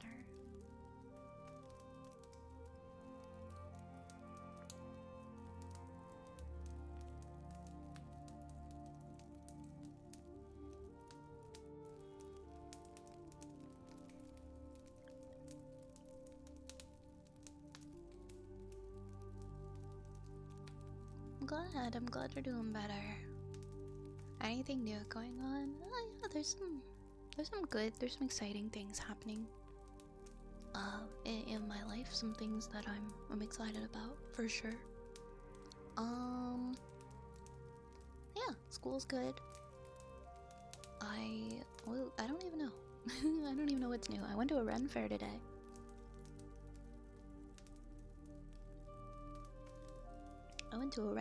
That was fun. You did some rock climbing for the first time in years and your arms and chest are sore. Oh no. I'm sorry.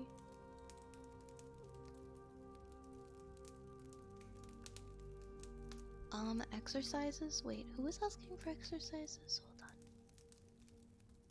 on. Oh, Clone Rex. You mean like physical exercises? I don't really know the proper terminology for like a lot of exercises, I guess. Like I don't work out a ton. But like my favorite exercises are probably I like doing squats and I like doing sit-ups.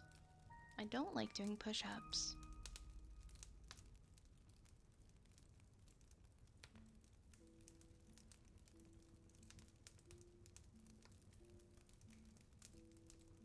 What are some other ones?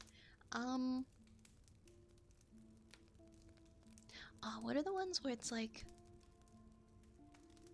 oh, like lunges, I guess? But like, oh, that's actually a good one, like walking lunges, but you carry some weights with you and you try to keep your back straight. That's a good exercise. If you've got like a long span that you can walk across, kind of doing one foot in front of the other and doing walking ones. It's like you put one foot forward, like you're gonna not kneel, sorry, but like, you're kind of just squatting down on and putting your pressure on that one leg in the front. It's kind of like kneeling down a bit, but like one leg. How do I describe it?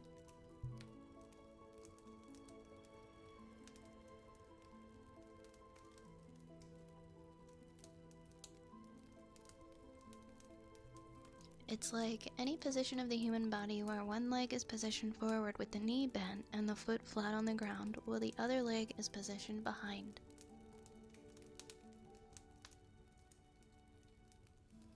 And then there's also walking ones too, where you do one and then you put your foot in front, your next foot in front, and then do it again on that one.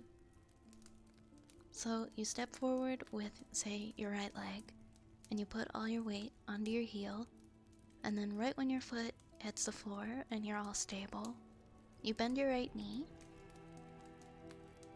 and you just kind of lower yourself down parallel to the floor.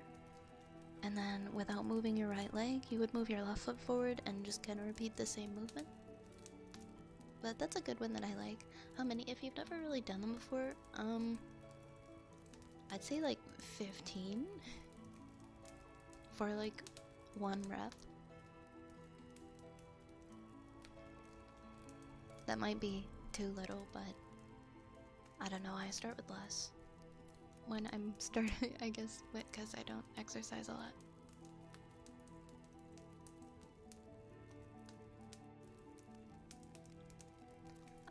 We're gonna do tuning forks next. Good night, unknown llama. Rest well. You never been to a Ren fair? And they are fun. I prefer them to conventions now.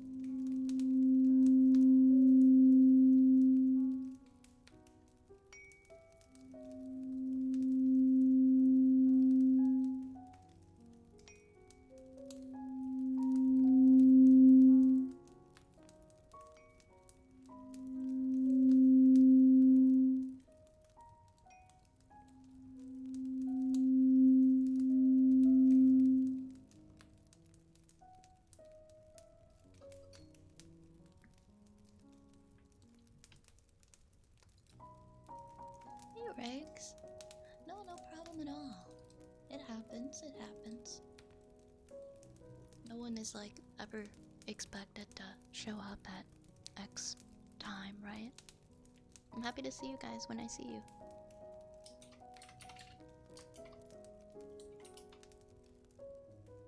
But I hope all has been well. Hello, Nomad. Hello, Nomad. Hello, Darkstorm. How are you guys?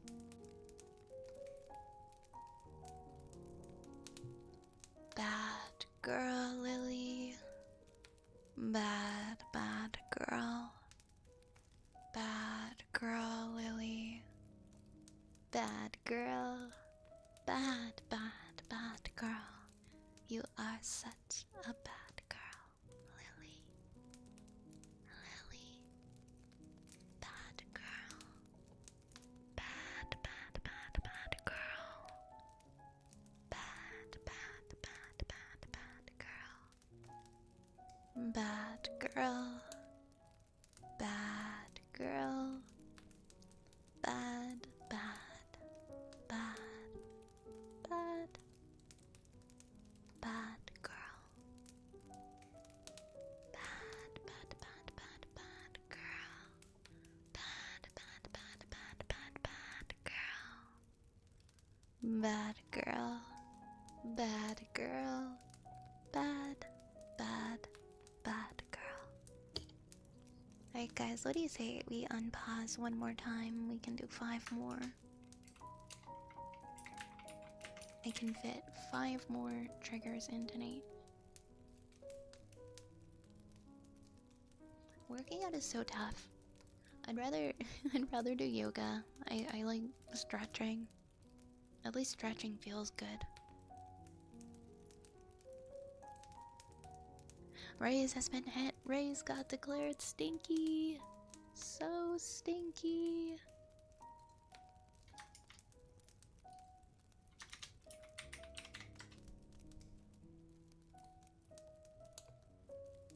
And there we go. We got 5 more redeems.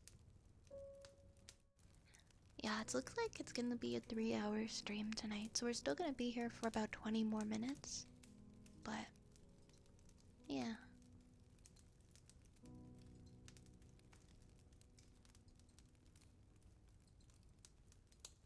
It's all good. We're still gonna be here for a little longer. And we'll do 5 more, okay? Okay.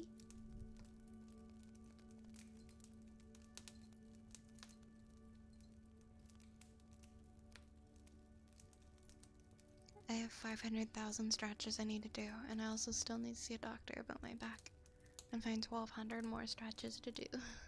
I mean, you can never do enough stretches. I need some good back stretches because my back is like always cracking, and my shoulders are so tense, and ooh.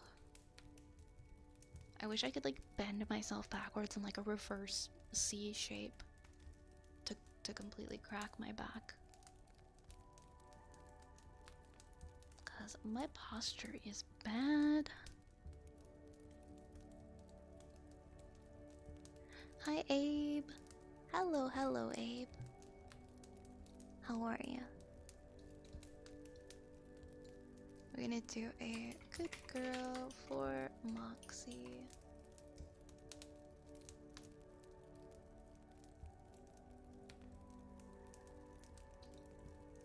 Wait, who wants to get banned?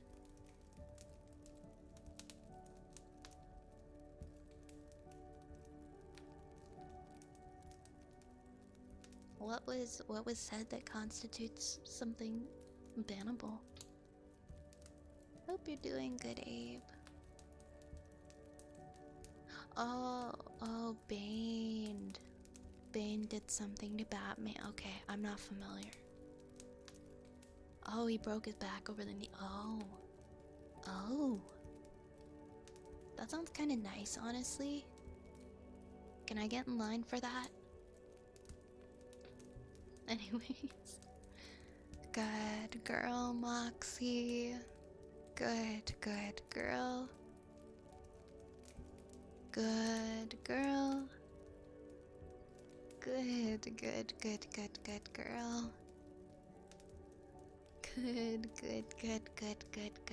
girl. Good girl, Moxie. Good girl. Good girl. Good girl, Moxie. Good girl. Good girl. Good girl. Good girl.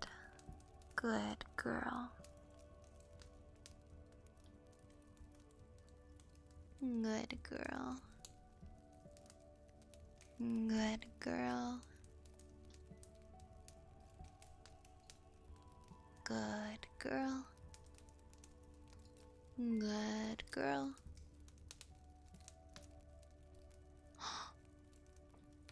Oh my gosh. Ryan Eric. Thank you so much for gifting set. Thank you for gifting 10 subs to the community. What? Oh, okay, we hit our sub goal. I guess we're going for we're going for another hour. An extra hour. Thank you so much. What the heck? That is so nice. That is so nice of you. Thank you, thank you.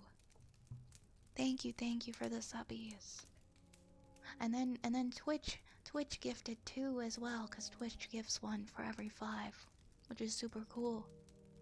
Thank you so much. We got 1 for Aldan, Maple Sugar Cookie, Lilia Player, Gauntlet Hades, Lucky Lou, the Azalan, Erebos, Not Zen, Shuga Shu, Echo Jane, M Kid,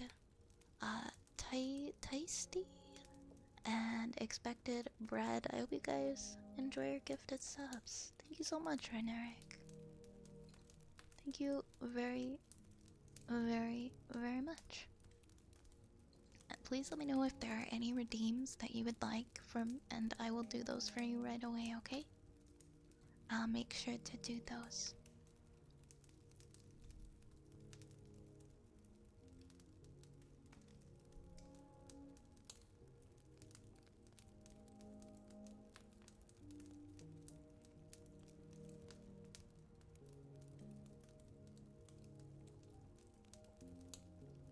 Oh, it's a random amount. Wait, oh, Twitch did 3. Oh, you're right, Twitch did do 3. I thought it was 1 for every 5, my bad. That's really cool. I've never seen Twitch do that before.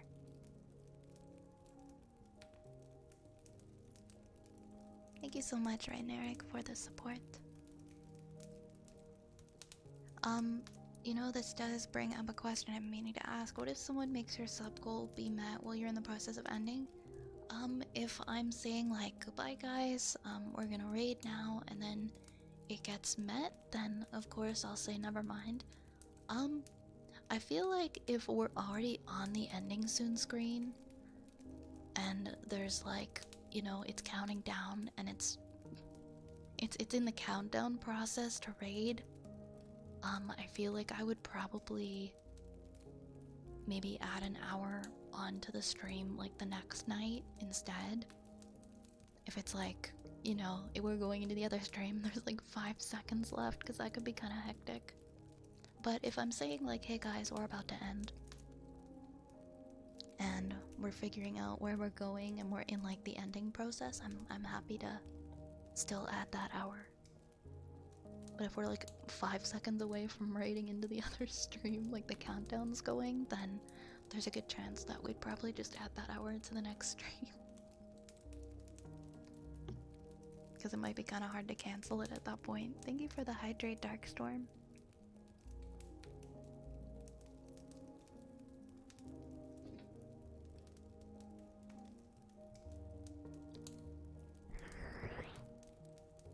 But okay guys, we're gonna be going until 1 tonight then. Aw, Cage! Thank you for gifting us up to Sylvanas. Thank you, thank you. Oh my gosh, you guys are sweet. Thank you so much. Thank you, thank you. Thank you, thank you.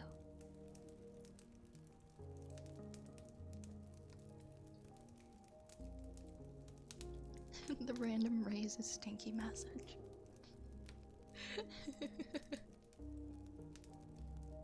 Oh my gosh.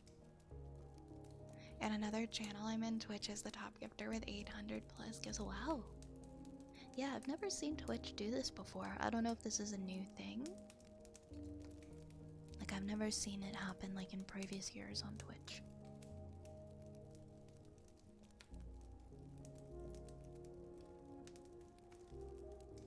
Oh, it's for the end of September, just the last stretch.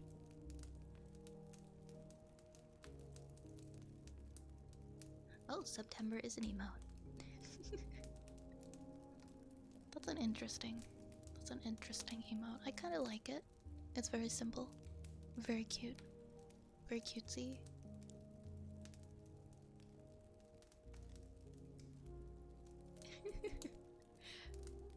Yeah, that is kind of a funny emote, isn't it? Bandit, what kind of hairstyle would you like? I see you redeemed hairstyle change. Would you like the long hair? Would you like Here, I'll show you. You can have the long hair.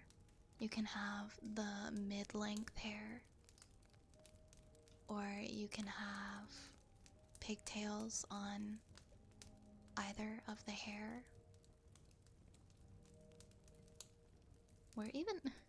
How do I... Okay, I was like, how do I even get the really short one back? It's like gone. You can... I mean, if you really want to, you can turn it green. As well. Free him from the silly emo. Hi, Rabbit Imperial Guard. Hello, hello. Hello, hello.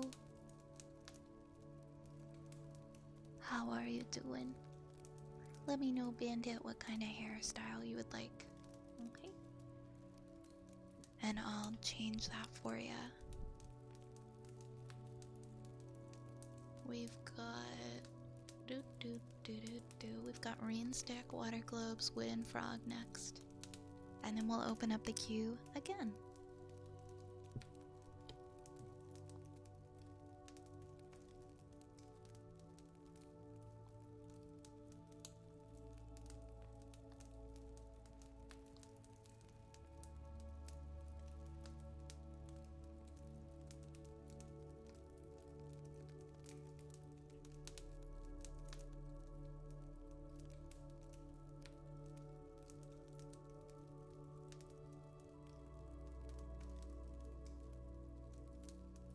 You think he got by the random one on top of the other one?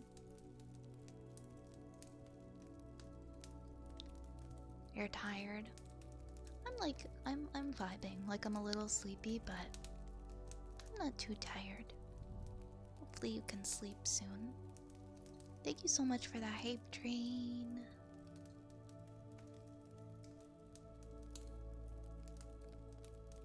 And yeah, Ren Eric, let me know if there's any redeems you'd like. At any time, don't hesitate to let me know. And Bandit, you did not pick a hairstyle. At least I don't think so. I'm like scrolling to check to see if they did in the chat. If you don't pick one, I'll do a random one. And then if you want to change it after, you can let me know. If you're like, actually, can you do something else? This is my favorite one. What would it look like green? I do a green. I don't know, I'm not feeling.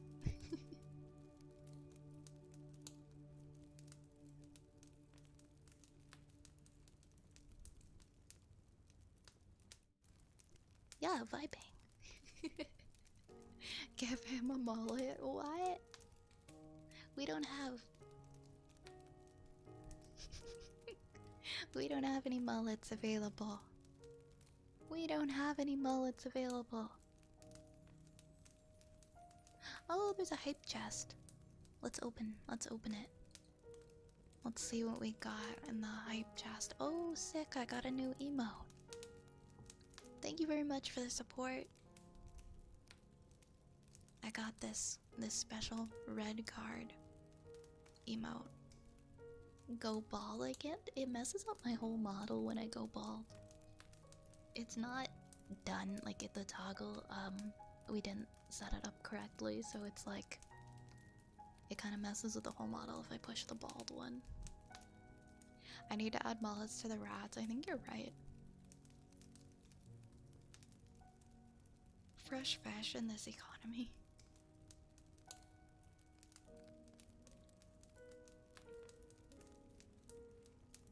Hey, Nomad. What's that? That's a nifty emo. Oh, that's a hype one. That's a cool... I don't think I've seen that hype emo before. We're gonna move on to the next thing in our queue. Okay, we're gonna do the rain stick.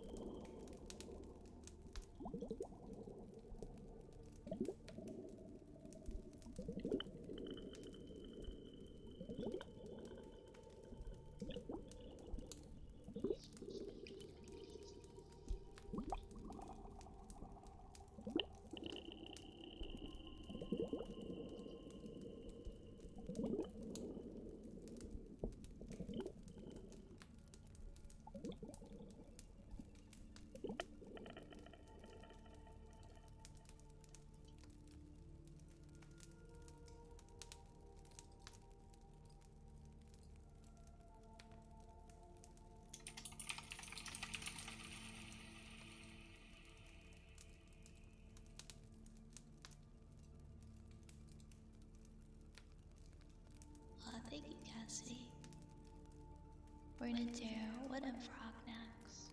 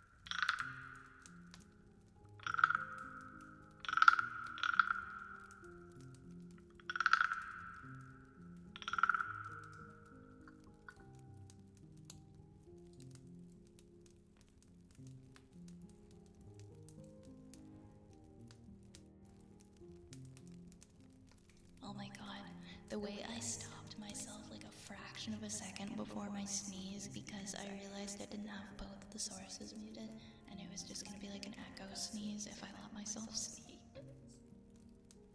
I didn't know I had the ability to just stop the sneeze right when it's about to happen. Hey Lawson. There's already clips of me. There's already clips of me not muting, like muting this mic, but not muting this effect. And so it's just me sneezing with this effect on it. I'm like, oh, I muted. Oh, no. I had to mute both because there was an effect on. I'm gonna go ahead and unpause the queue again so you guys can add 5 more things. I'm so glad I have this nifty feature where I can just do it by typing something in chat. It would not be doable the other way. It would take too long. It's a sleepy night, isn't it? You'll take a good boy? Yeah, of course we'll start with a good boy. Just gonna have some water.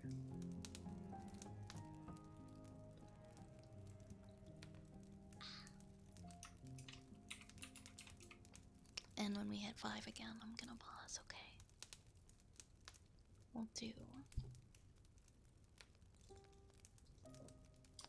a good boy.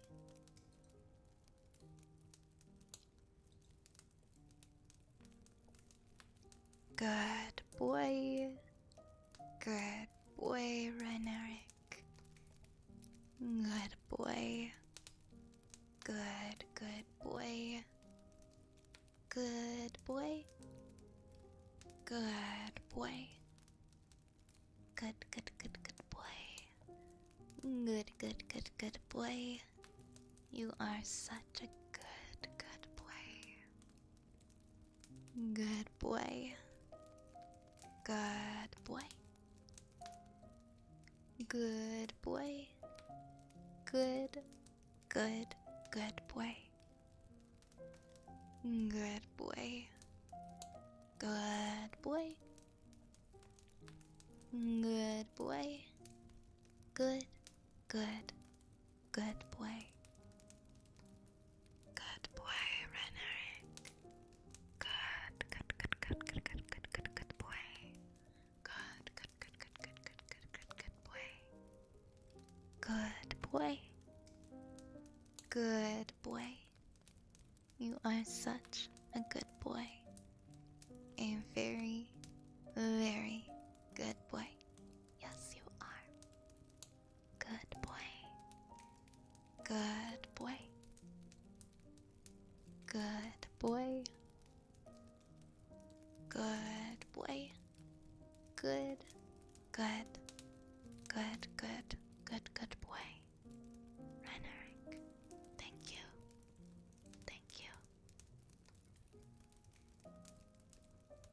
Hi, Base Freak. Yeah, we can do chapter 2. Of course. Alright, we've got 5 things in the queue now. We've got ear rubbies, we've got humming, ear picks, kalimba, and then a story time. I like this method of pausing every 5 to make sure we catch up. Then people aren't left waiting as long.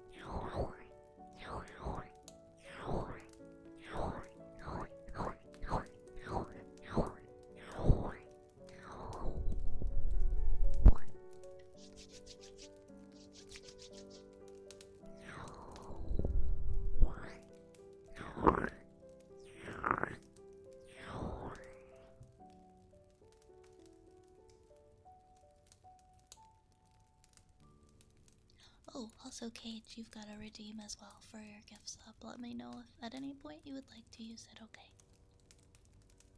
Ah, so much lotion on my hands.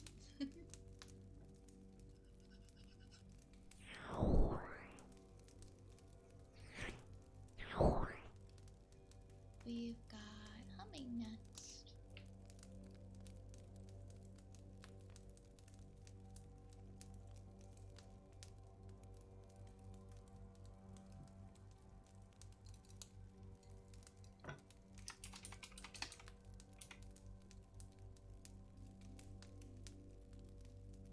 Yeah, we can do more positive affirmations. If you are ready with yours, we can do yours now.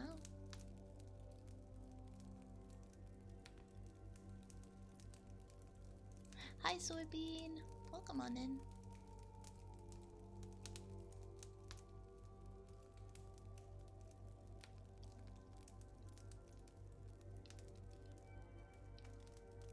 But if you'd rather me do it after humming, I can do humming now. It is up to you. It is your redeem.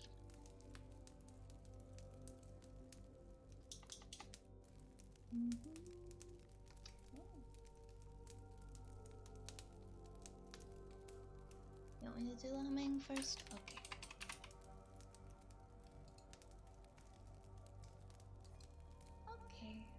Okay.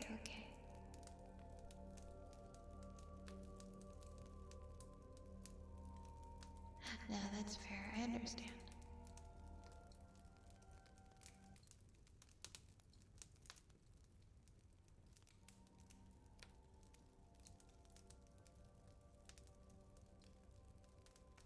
Can your dog join the stream with you? Of course.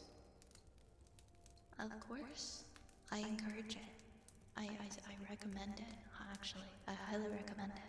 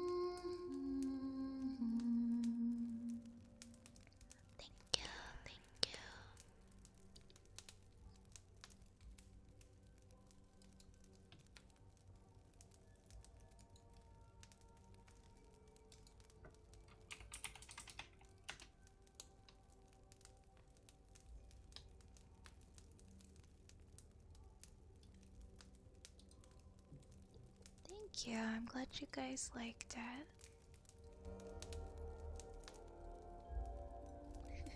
Oh wow, that's quite the compliment. Thanks, Soybean. We're gonna do some positive affirmations now.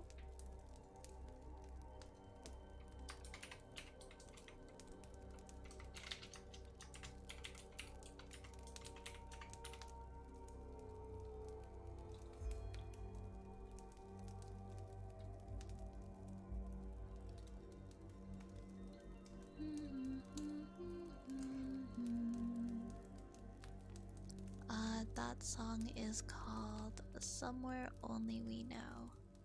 And it's by... Oh, I cannot remember who it's by. I think the original one is by Keen. I think it's by Keen.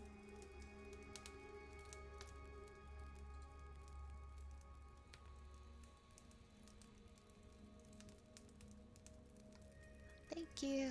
I'm glad that you enjoy it, guys. That makes me really happy. Alright, my friends. We're gonna do some positive affirmations right now. So please take a deep breath. In and out. Relax. Relax. I want you to take a moment and just focus on yourself and all of the good that you do, and all of the positive things and the things that you have to be grateful for.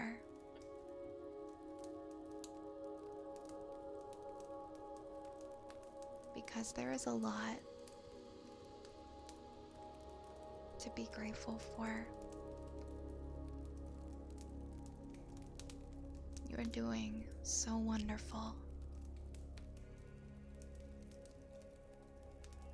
You are doing absolutely amazing. And everything that you accomplish each day is more than enough. You are enough. You are more than enough. You're in the right place, at the right time, doing the right thing, even if it feels like that's not the truth right now. In this moment, it is true. But what that might look like might be different in a week. But that's then, and this is now. And I'm so proud of you for pushing yourself forward even on days when you don't feel, maybe, like getting up, like working, when you're feeling unappreciated, or just not feeling it in general. I'm really proud of you for getting up and doing the things that you need to do, because it's not easy. And you're proving to yourself and to everyone that you can do hard things, and you're capable of so much. So much. And I believe in you. And I want you to believe in yourself, because you are worthy of all of these things that you want for yourself. And maybe you don't know what you want the future to look like.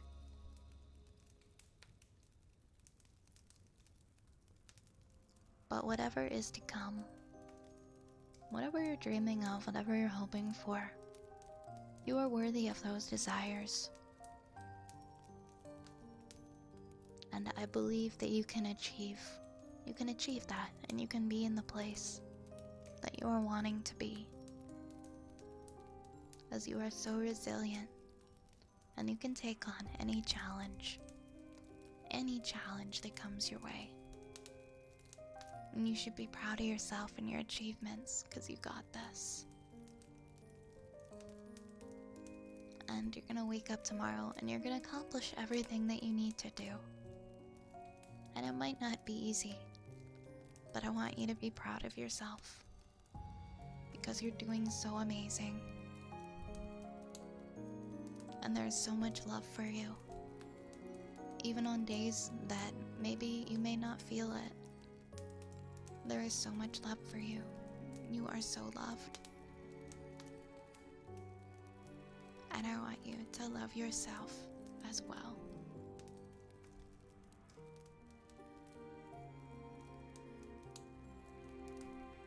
I want you to trust yourself to make the right decisions, because you're capable.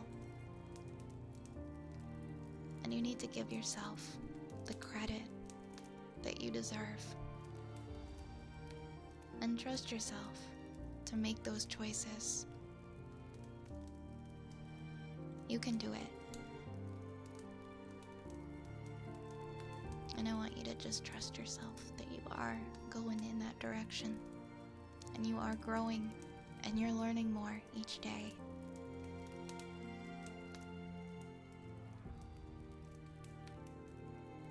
You're doing so amazing, my friend. Keep it up. Keep going. Keep pushing forward through all adversities and things that stand in your way, because it's gonna be so worth it.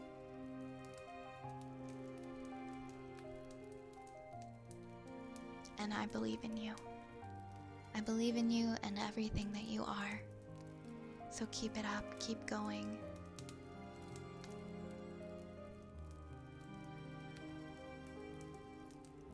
Hold your head high and show this world that you are a force to be reckoned with.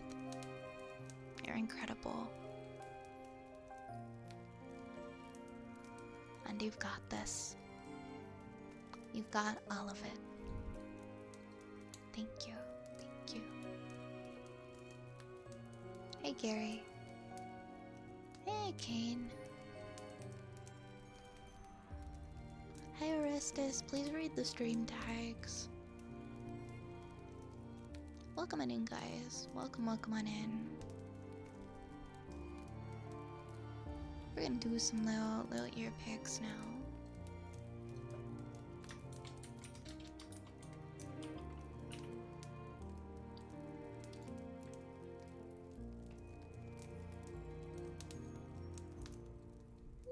My back is just popping today.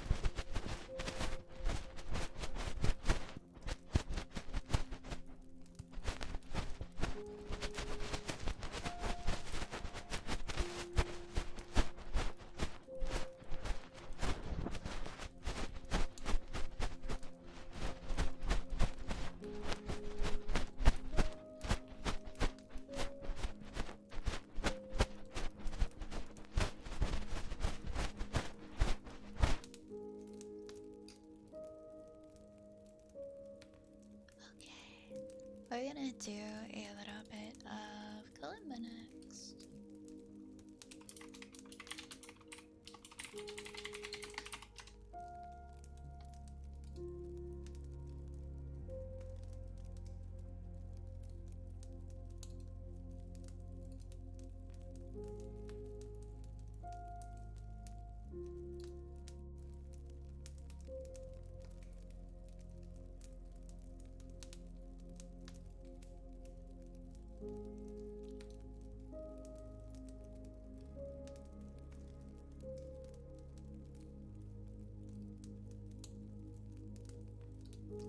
Why am I getting ads?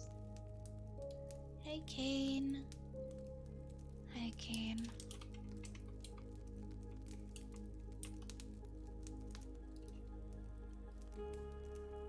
Whoa, where's all my stuff? Oh. Here's my kalimba. I feel like all my stuff's getting like mixed up on this table. I just haven't had much time to organize things lately. Just don't want to knock my water over on top of everything else.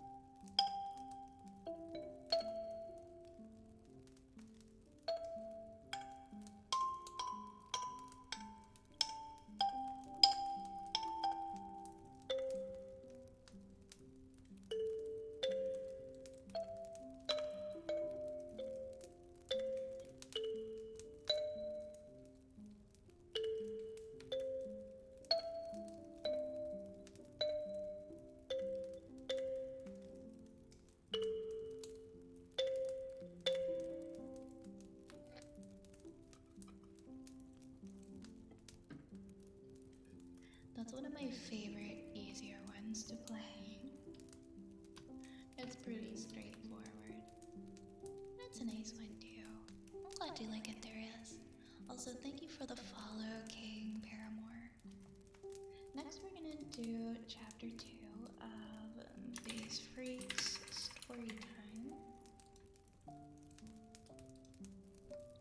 Yeah, let's do that. Let's start chapter 2. Let me see if I can find.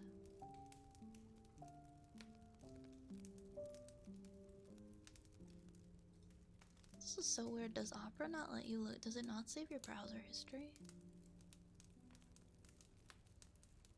I'm starting to think that you can't check your browser history. Yes, please. I'll take a link again. I'll bookmark it this time. Let me do a bookmark right now.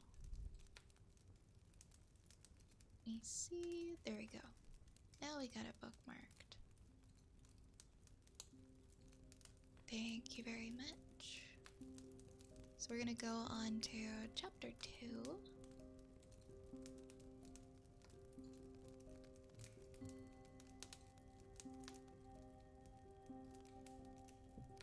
I'm gonna put my little ear muff things on for this one.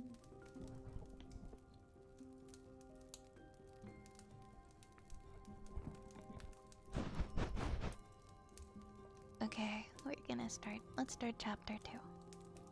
Ooh, my back is so crunchy right now. Ray happily flung the door open to reveal her Aunt Cynthia's smiling face. However, her joy noticeably fell upon seeing the handsome, orange-haired man next to her. Aunt Cynthia. Blue.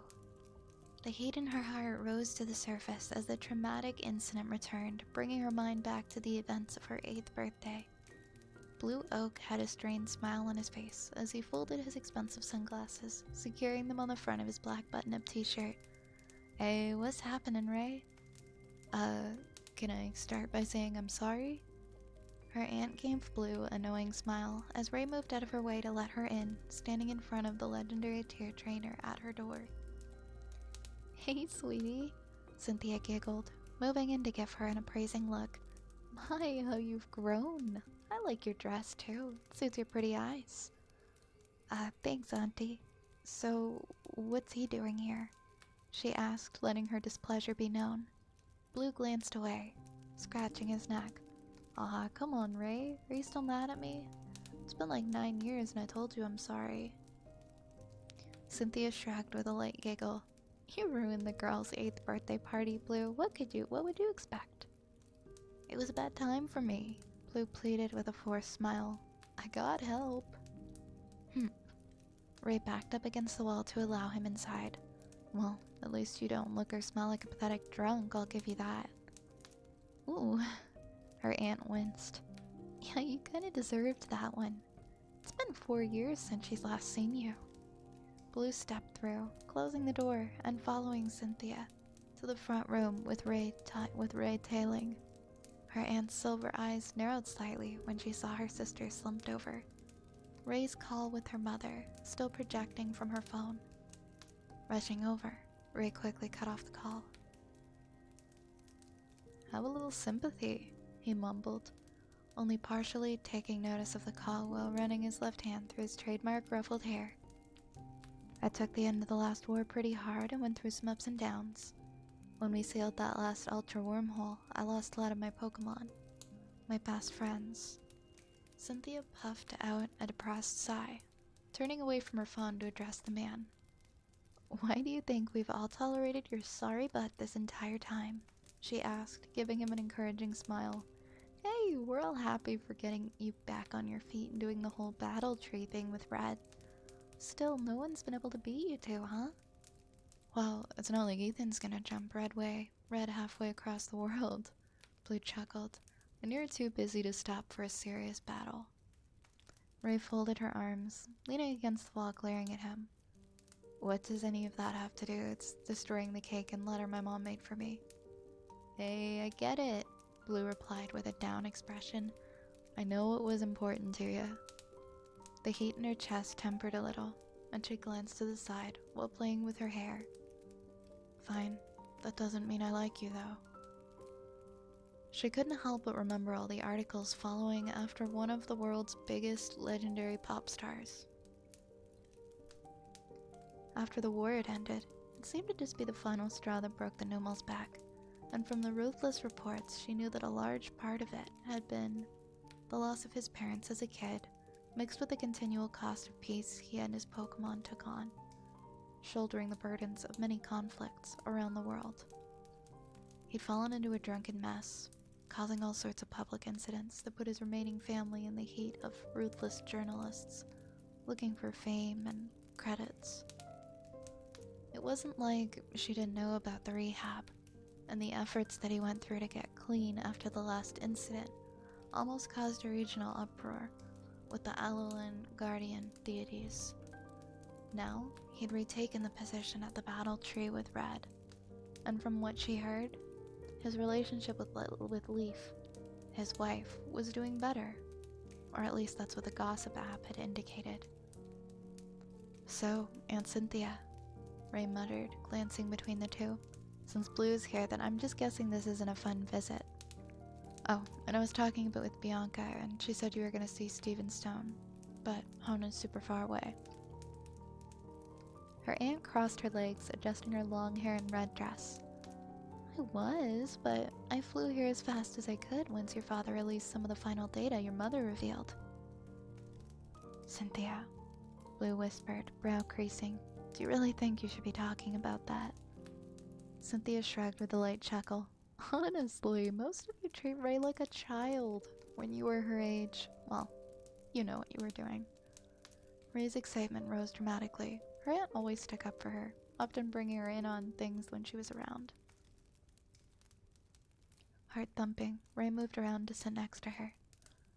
Just as she was taking her spot and adjusting her dress, Frankie appeared between them, giving Cynthia a wide, expectant smile.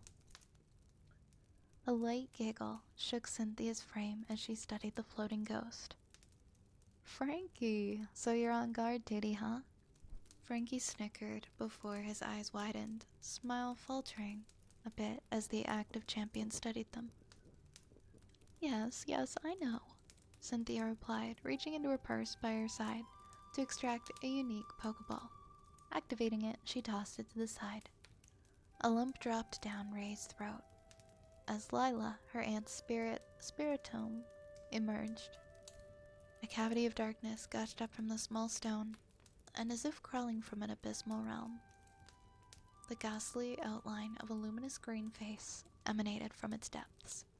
The eerie purple fog expanded, flowing emerald flames materializing around it.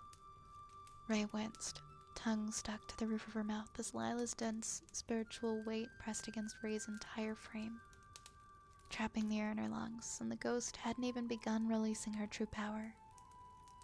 The two top-tier Pokemon radiated spectral glee as the lights in the room immediately dimmed, shadows intensifying once the two faced each other, and Frankie's grin turned sinister. The constrictive atmosphere popped like a bubble as her aunt returned the Pokeball to her red purse, promptly chastising both Pokemon as if they were children. Hey, you both know the rules. She snapped her fingers, pointing to the door. Get out of here. Both ghosts gave her a bow before fading with spooky snickers. Ray coughed a little, pressing her hand against her chest while trying to collect herself, coral blue irises following the glowing keystone as it lifted off the ground, quickly moving toward the exit. 1 second.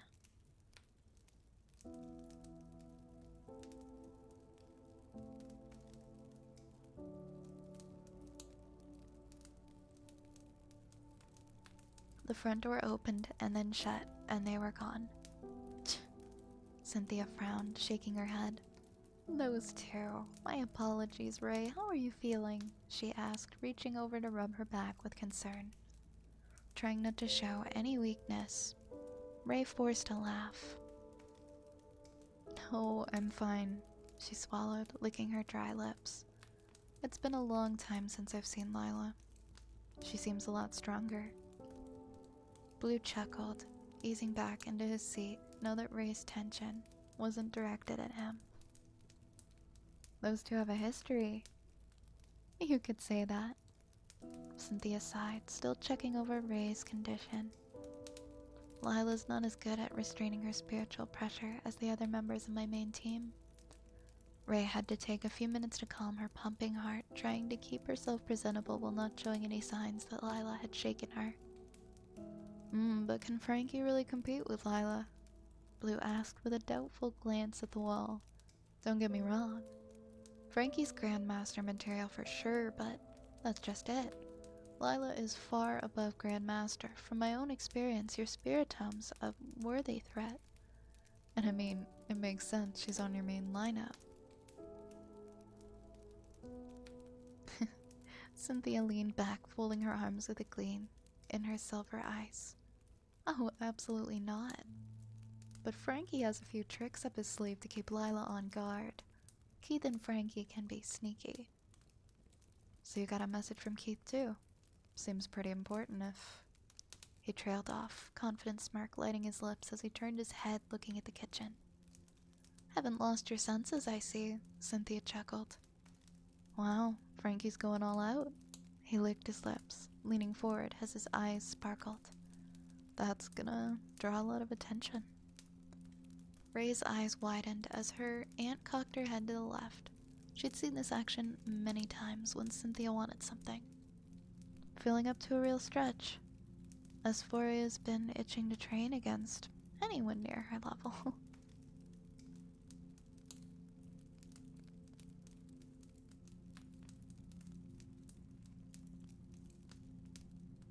Blue's clumsy demeanor vanished as a half-smile lifted his lips, and his lime-green eyes appeared to glow. You're Garchomp, huh? You haven't lost your edge, right? Cynthia pushed. Not a second later, the door opened and Sabine walked in, eyeing both legendary trainers. Unlike most of their family, he had light brown hair, cut in a casual style and a very carefree attitude that drew attention the moment that he stepped into a room. He had a bright smile as he entered, sharp dark sunglasses secured on the collar of his slightly unbuttoned plaid shirt, tight enough to give the faint impression of his chiseled figure. He wore thin, light blue pants and white soft-sole shoes, completing his outfit with a black trainer's watch. Yo, Annie Cynthia, Blue, what's up? I felt Lila and Frankie getting it on. Oh, Ray, hey, looking cute in that dress, sis. Thanks, Ray stammered, getting up with a bright smile as her brother closed the distance. Hey, come here, give me a hug.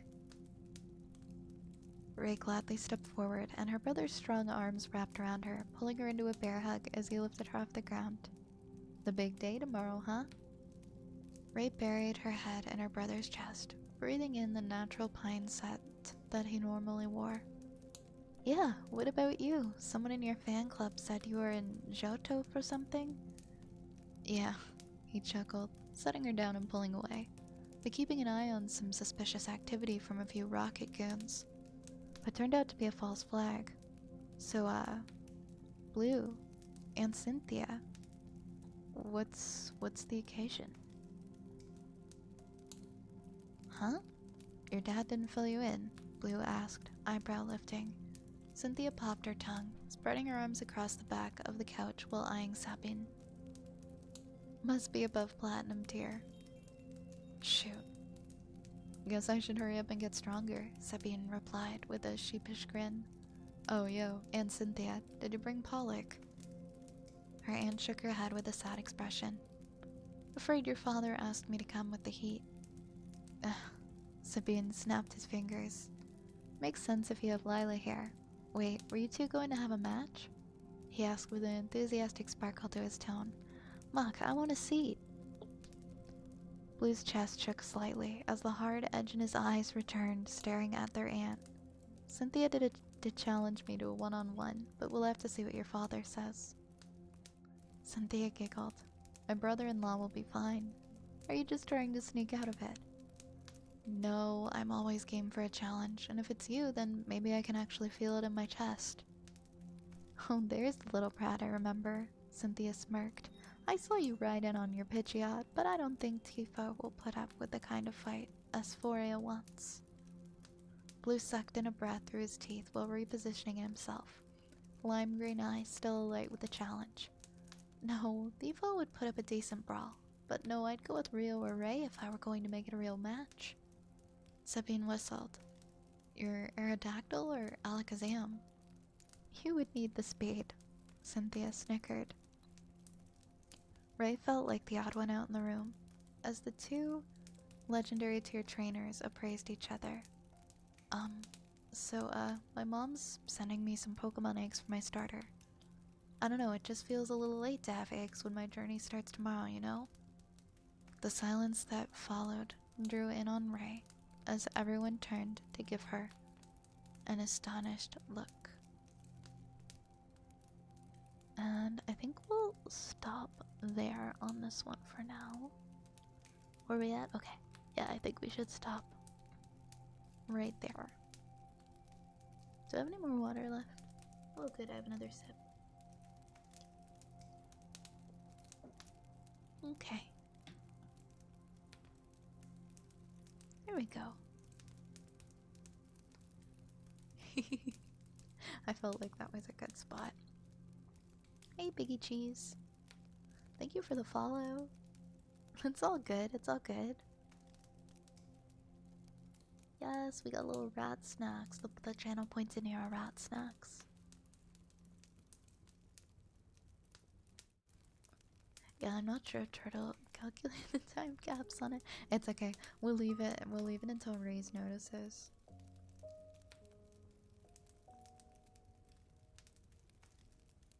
I'm just catching up on the chat.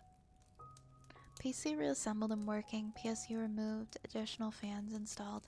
Once I get the new PSU installed, I should have positive pressure, but generally good airflow. Ideally, they'll have the last few fans actually out on the sales floor tomorrow too. Nice! Everything's coming together. I'm so excited for you. That's amazing. Also, I'm sorry you're feeling yucky, Ruin. Hopefully you can get back to sleep soon. Maybe get like a hot tea or something to try and soothe your throat so that you can feel a little more open to resting. It's hard to sleep with a sore throat or like a runny nose. I get so irritated. So I know what you feel.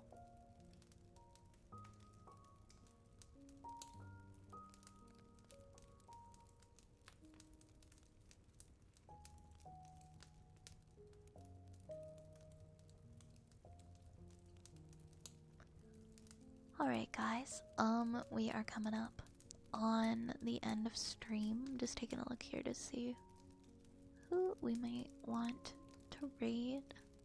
Oh, I see some people are just getting started here, like literally just starting.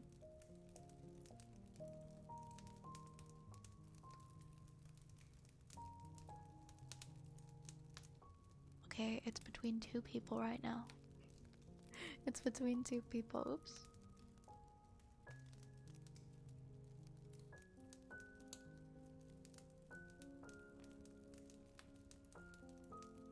I think. Oh, bye bye, hat. I think we're gonna raid Nightly. Nightly just got off of her starting soon screen.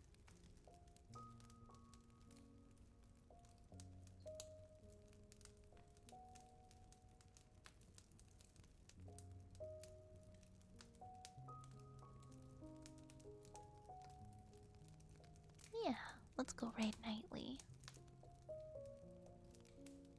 Thank you again, everybody, for hanging out tonight. As always, tomorrow we're gonna be doing a pretty lengthy co-working stream during the day. I have a lot of homework to do. We've been doing our co-working streams mostly on Sundays so far. So if you've got anything that you need to get done tomorrow, feel free to drop in anytime between... We'll be going probably starting at 12 and going till 5 Eastern. 12 p.m. to 5 p.m. So if you got anything to do tomorrow afternoon, come hang out and do some work with us. Be productive.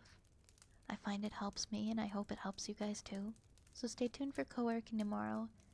And I'm debating on whether or not there will be an ASMR like evening stream. A standard ASMR stream tomorrow. Because I have so much to catch up on. And then I have some work to do for my job as well. So we'll see. I'll let you guys know. But for now, just assume that it's just the co-working stream tomorrow. Unless anything changes.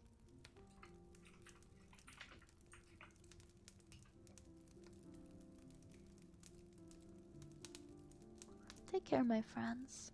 Yeah, join in, join in. I love when we all co-work together. Oh. Oh, I think Turtle changed the command and now I'm trying to remember what it was. No, subraid doesn't work now. Oh no! I don't know how to get the raid messages.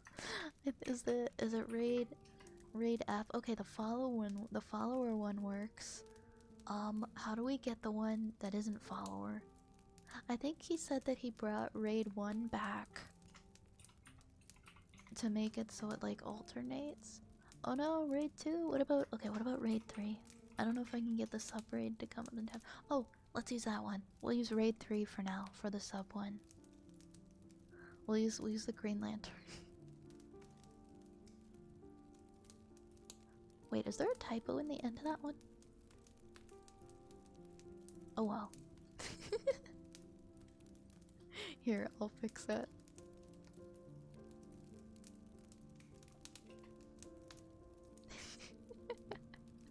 Alright, guys. I'll see you tomorrow, okay? Take care and have a lovely rest of your night.